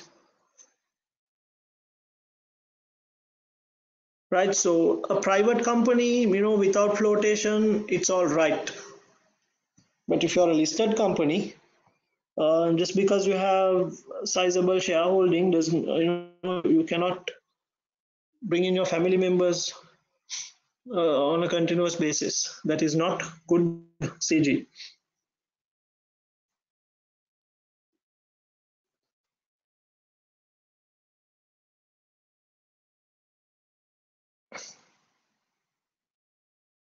And the moment you float, it introduces a need for external scrutiny as well. And the lack of NED independence would make this very difficult. They would not challenge. So not having sufficient NEDs is another problem here. Right, so one is they are not independent and they are not sizable in number, and they will not challenge these kind of practices. Number 3 would be the diversity. That is the background among board members. Normally, it is assumed that diversity would bring in conflict. But the benefit is that it would bring in perspectives or opinions from different aspects or different backgrounds, which is good for the company. If all are going to talk only about finance, that is not that great. So if there is a board which comprises of people from diverse background, and they are going to talk about all pestle factors, for example, then that is good for the company because you are covering or protecting the company from many different aspects.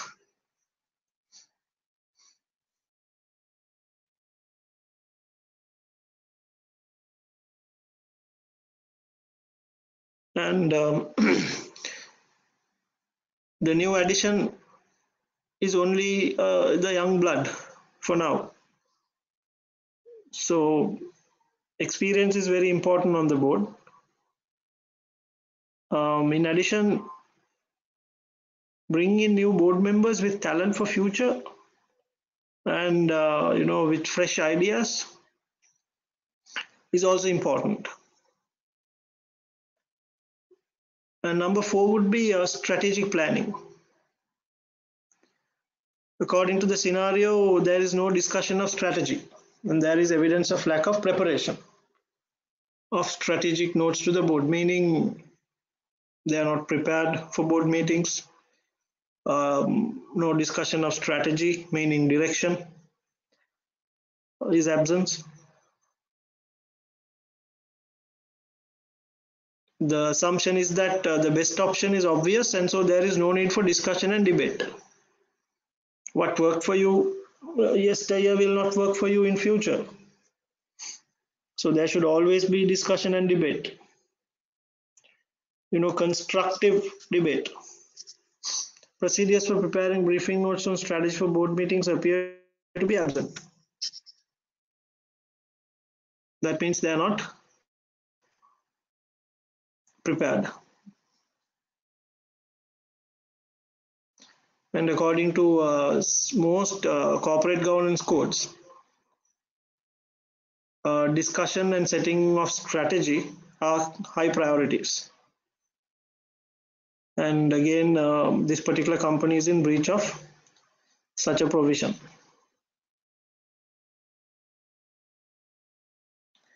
And the 5th factor would be training and development.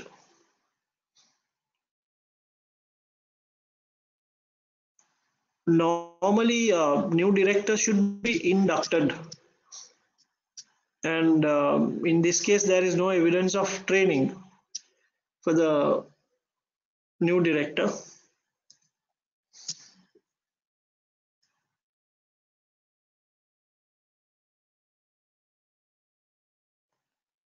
And the training of new members and ongoing professional development of existing members is also an important component of good governance, because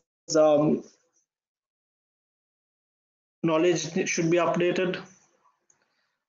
Therefore, continuous professional development is important for the existing members.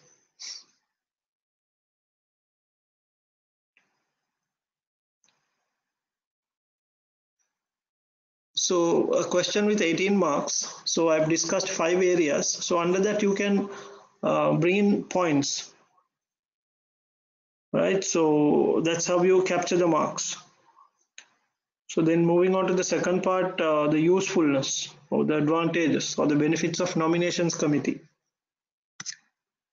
Things that we already looked at in those slides as to what they do. I would quickly take you through the advice on the balance between executive and non-executive directors. That is establishing appropriate number type. And also note that nomination committee is usually made up of NEDs.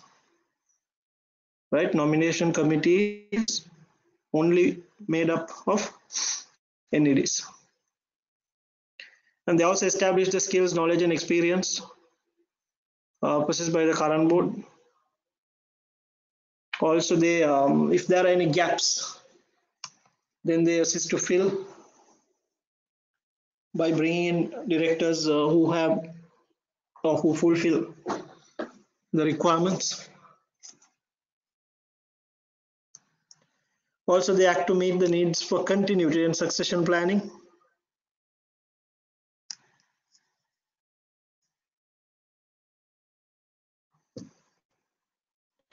Also, they make sure there is a diverse, diversity of backgrounds.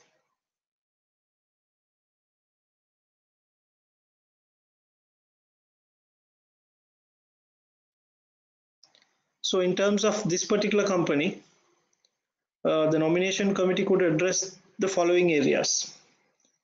Number one, how many directors would be needed to run the business, and also to plan for recruitment accordingly, right? Because their practice currently is different.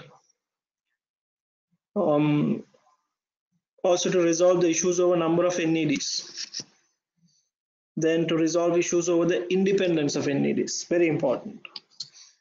And also to make recommendations over the succession of the chairmanship. Right, that is, it is not suitable for the family members to always, occupy senior positions. Right, anyone suitable should also be given an opportunity.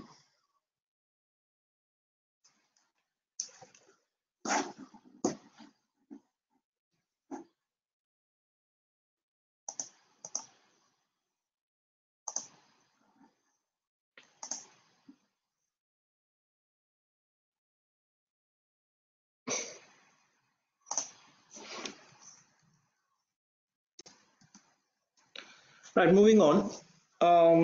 In terms of reporting, the integrated reporting part is also an important topic for your SBL. Normally, the annual report would consist of your P&L balance sheet and cash flow, and notes and changes in equity statement. Those are mandatory, must report. So in IR, integrated reporting talks about further reporting in simple terms. So let's see, let's get into the details. IR is seen by the International Integrated Reporting Council as a basis for a fundamental change in the way in which entities are managed and report to stakeholders. Purpose of IR? The primary purpose of an IR is to explain to providers of financial capital how an entity creates value over time. Unlike in traditional financial reports, in IR, we are going to reveal more information about a company's performance. That's the whole idea. Then you will be careful in terms of what you do and how you do. Right? See, an integrated report benefits all stakeholders interested in an entity's ability to create value over time, including employees, customers, suppliers, business partners, local communities, legislators, regulators, and policymakers. So your report is going to address a lot of stakeholders about how you are conducting your affairs. So if that's the case, you will be very careful as to where you source, what you source, how you transform them into final products or finished goods, and then how you deliver it to your customer.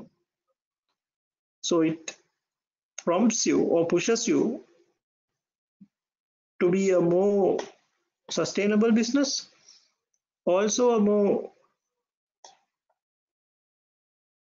business that is concerned on society and other factors. So what is IR? Integrated reporting demonstrates the linkages between an organization's strategy, governance, and financial performance, and the social, environmental, and economic context within which it operates. So these are the two key things: social, environmental, and economic context within which it operates. Purpose: to help business to take more sustainable decisions.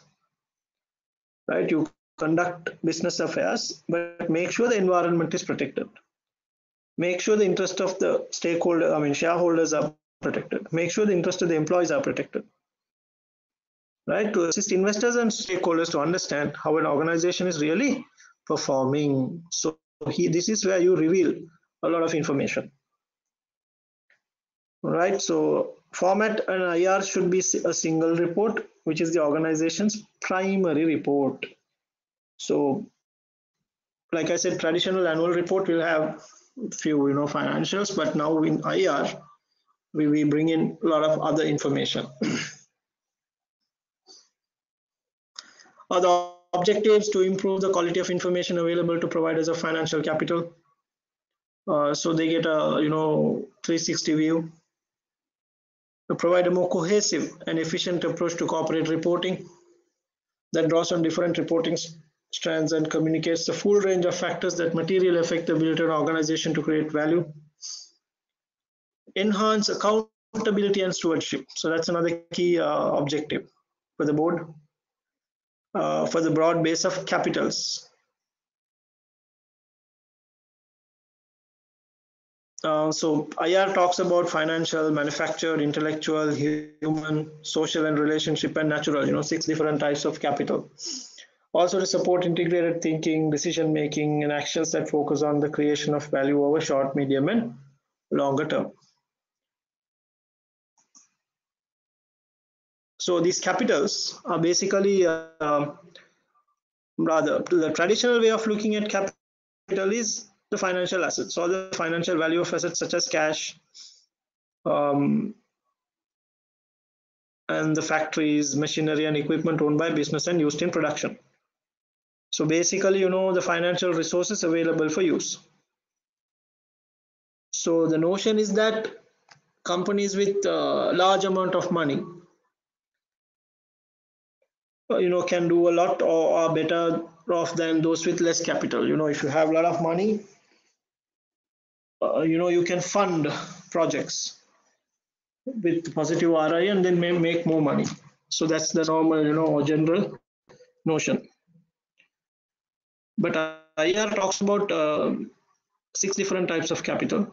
One is the financial. That is, an important role in our economy, enabling the other types of capital to be owned and traded. Yeah. So apart from financial capital, IR talks about manufactured capital, that is material goods or fixed assets which contribute to the production process. Your machines, your tools and buildings, those are known as the manufactured capital. So if you have manufactured capital, you can produce or manufacture more output. And then intellectual capital, broadly be defined as the collection of all informational resources a company has at its disposal. The know-how via your employees. And then human capital, HR. This can be described as consisting of people's health, knowledge, skills and motivation. And then social capital, the institutions that help us maintain and develop human capital in partnership with others, the local communities, the families, etc. And finally, the natural capital, the natural assets that society has, including resources of renewable and non-renewable materials. So what you can see here is reporting occurs from many different angles. So the reader or the stakeholder gets a 360 view of what the company is doing, and like I said, how they are sourcing, transforming and then delivering output.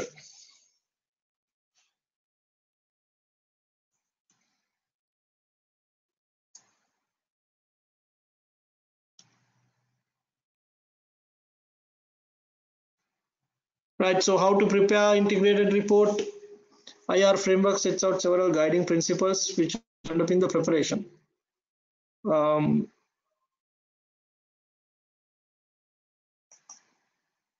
So one is the strategic focus and future orientation.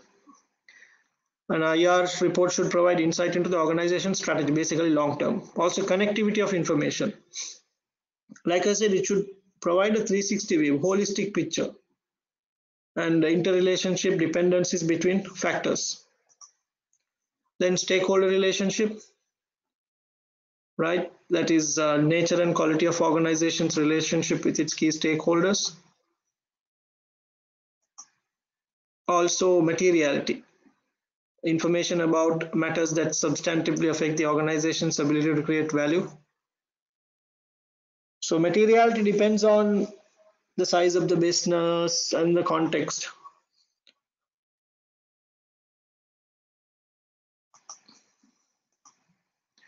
Conciseness, it should not have a lot of information, but sufficient amount of content covering key aspects.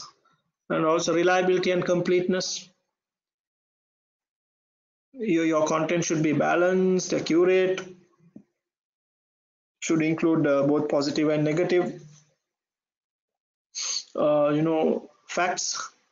Also consistency and comparability. The information in an integrated report should be presented on a basis that is consistent over time, right? You can't be changing the formats or whatnot, because then it's not consistent. So when the data is consistent, it's easy for you to compare and assess performance over a period, and also understand how the organization has been creating value or adding value. Right, moving on to management, internal control systems and reporting. Internal control attempts to ensure that risks are minimized. Right, for example, you can ask your finance department that two people should sign a check. Why? You're trying to minimize risk. If it is two people, then both of them will check what the transaction is and what the payment is all about, etc. And an internal control system is network of systems established in an organization to provide reasonable assurance, not 100%, reasonable assurance that organizational objectives will be achieved. And management control is about procedures and policies in place to ensure that company objectives are achieved. Right, so internal control is all about protecting the organization from negative risks or downside risks, and achieving the organizational objectives. So objectives of internal control system: orderly and efficient conduct, including adherence to internal policies, safeguarding assets, prevention, detection of fraud and error, accuracy, completeness of records, and timely preparation of financial information.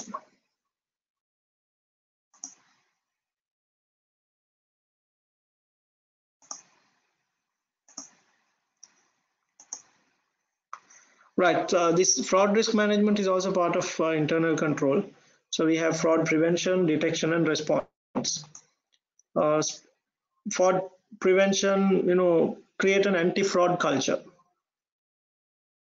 Right, make sure that you pay your employees sufficient amount of rewards in terms of salaries and performance related bonus, right? And set good practices and create a culture that where they don't even think of fraud. Also create risk awareness. Whistleblowing, create channels for people to inform if something wrong is happening. It's normally whistleblowing is an informal channel, not a formal channel, right? And then of course have sound internal control systems in place, so that those are some of the ways in which you can prevent fraud. Fraud detection. See, most frauds are discovered accidentally or as a result of information received through whistleblowing. So some methods of discovering fraud: performing regular checks, reconciliations, stock taking, cash count, right? And then warning signals or fraud risk indicators: failures, internal control procedures, lack of information provided to auditors, unusual behavior by individual staff members, accounting difficulties. So these are certain warnings, and of course detect through your whistleblowers.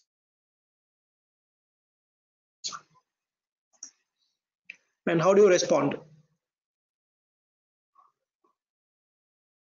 Fraud response plan sets out the arrangements for dealing with suspected cases of fraud, theft, or corruption. It provides procedures for evidence gathering that will enable decision making that will subsequently be admissible in any legal action. Also, deterrent value and can help to restrict damage and minimize losses to the organization.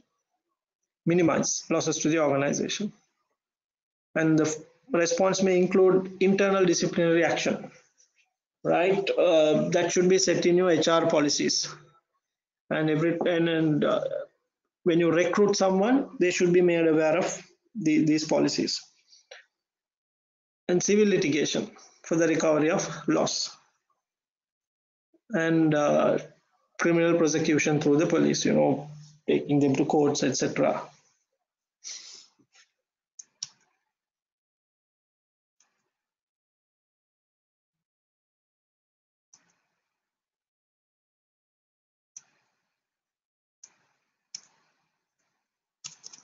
Yeah, in terms of internal audit, it's pretty much same content as what you learn in F8.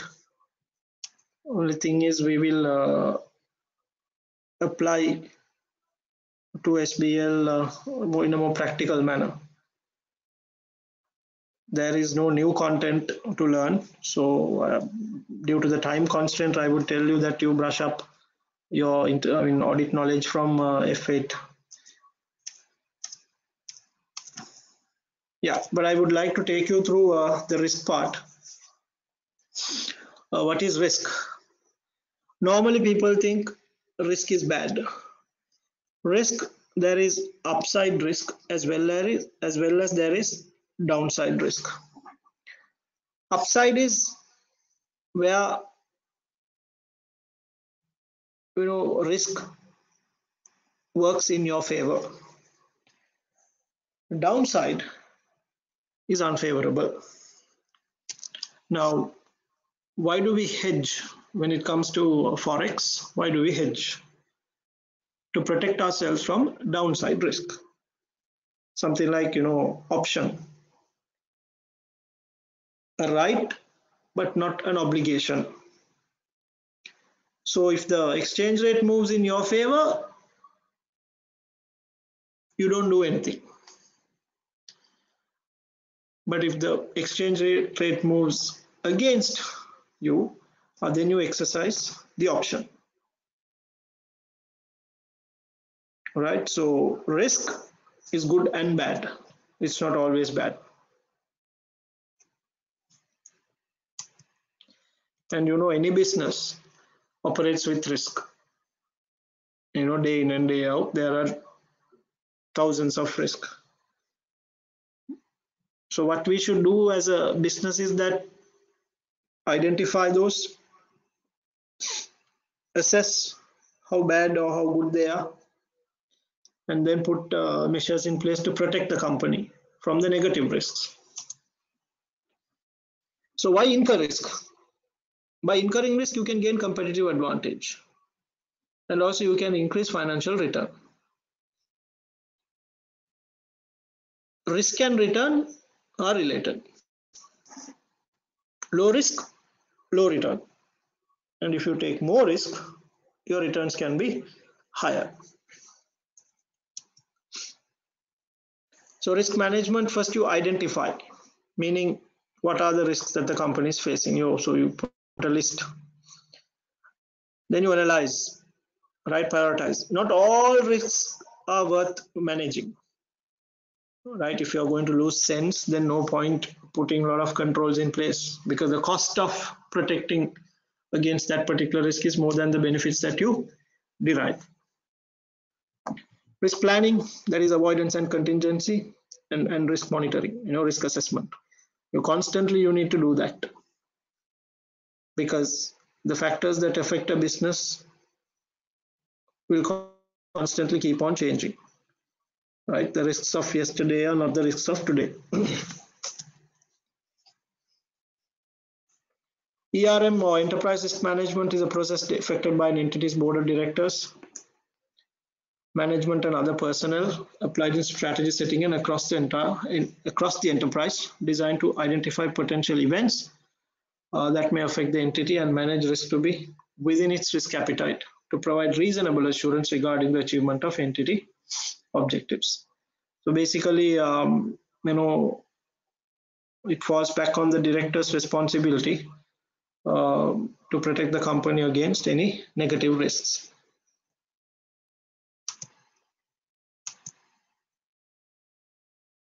Right now, risk we can categorize by strategic risk and operational risk. Strategic risks are, high level risk that can affect the overall mission of the company, or the entire organization. Operational risk affects day-to-day activities of the company. You can also have a category in between called tactical risk, which is functional risk.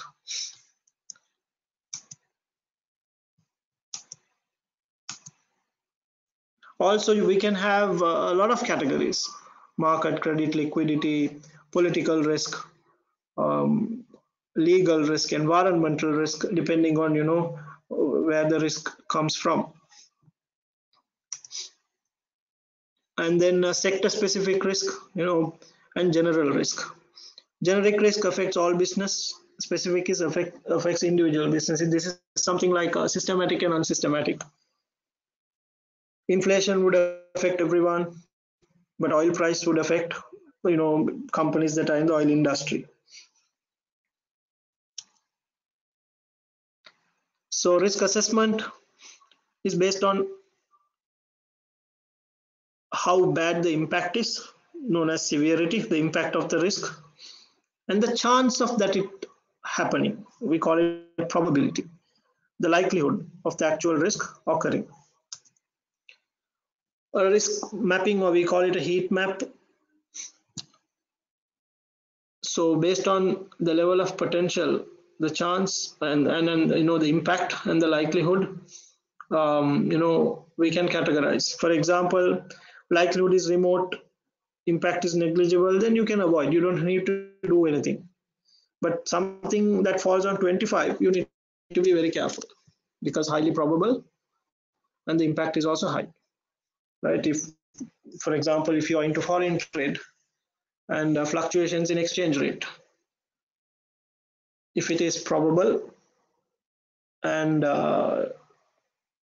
your losses can be huge, so then hedging mechanisms should be brought in place, internal, external, etc.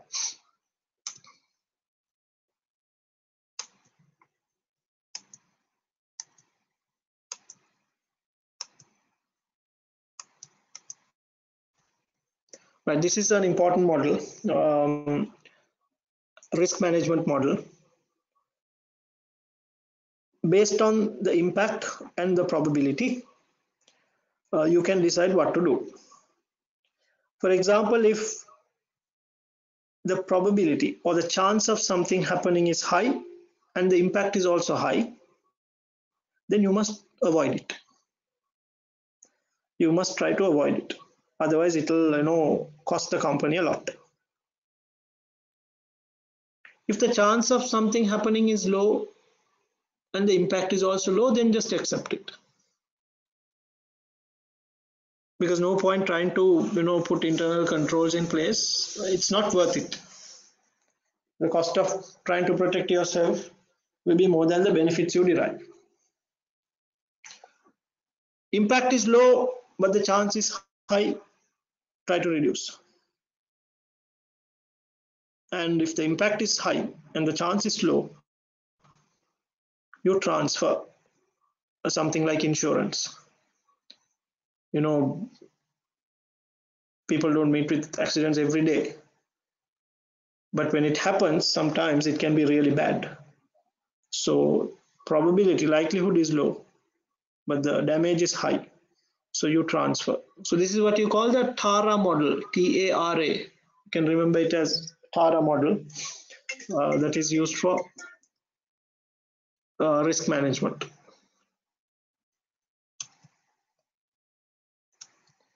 You can also manage risk by diversifying. One of the reasons why companies invest in many different industries is that they reduce the risk. Because if all your investment is in, let's say, ice cream, so if it continuously rains, it's a problem. So you also have a umbrella manufacturing company, so you balance it out. So whether it rains or not, you're still safe. You in both businesses.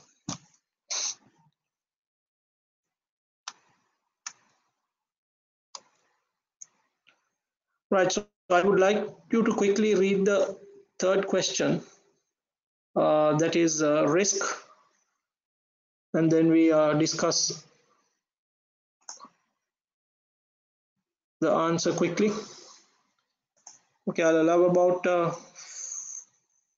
3 to 5 minutes so that you can quickly read. BTS company.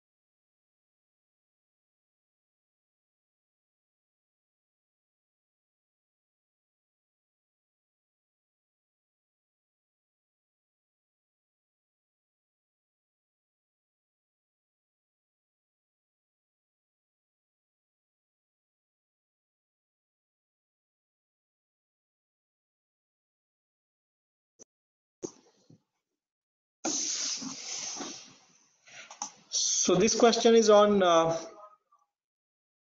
strategic, tactical, and operational risks.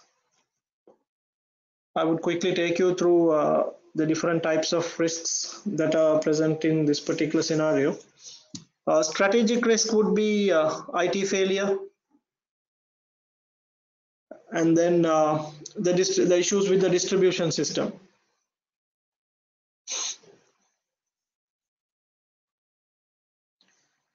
So IT failure, they must have backup servers, and in terms of the distribution system, they must check for alternative delivery solutions. For example, maybe use a different courier firm or even purchase their own vans for delivery. And then in terms of tactical risk, it's one is their key staff, and then the suppliers.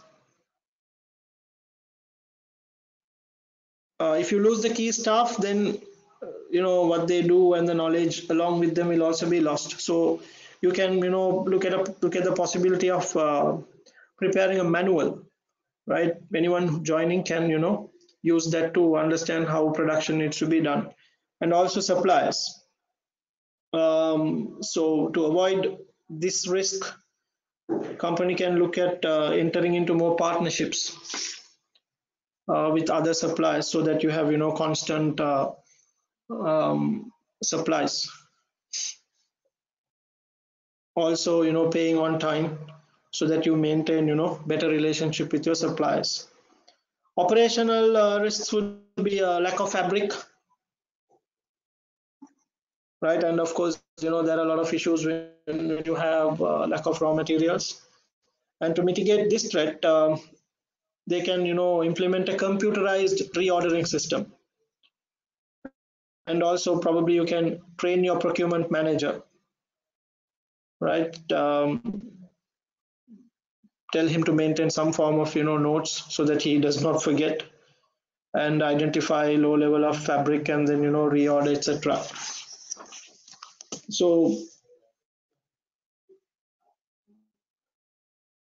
So depending on the type of risk, you must suggest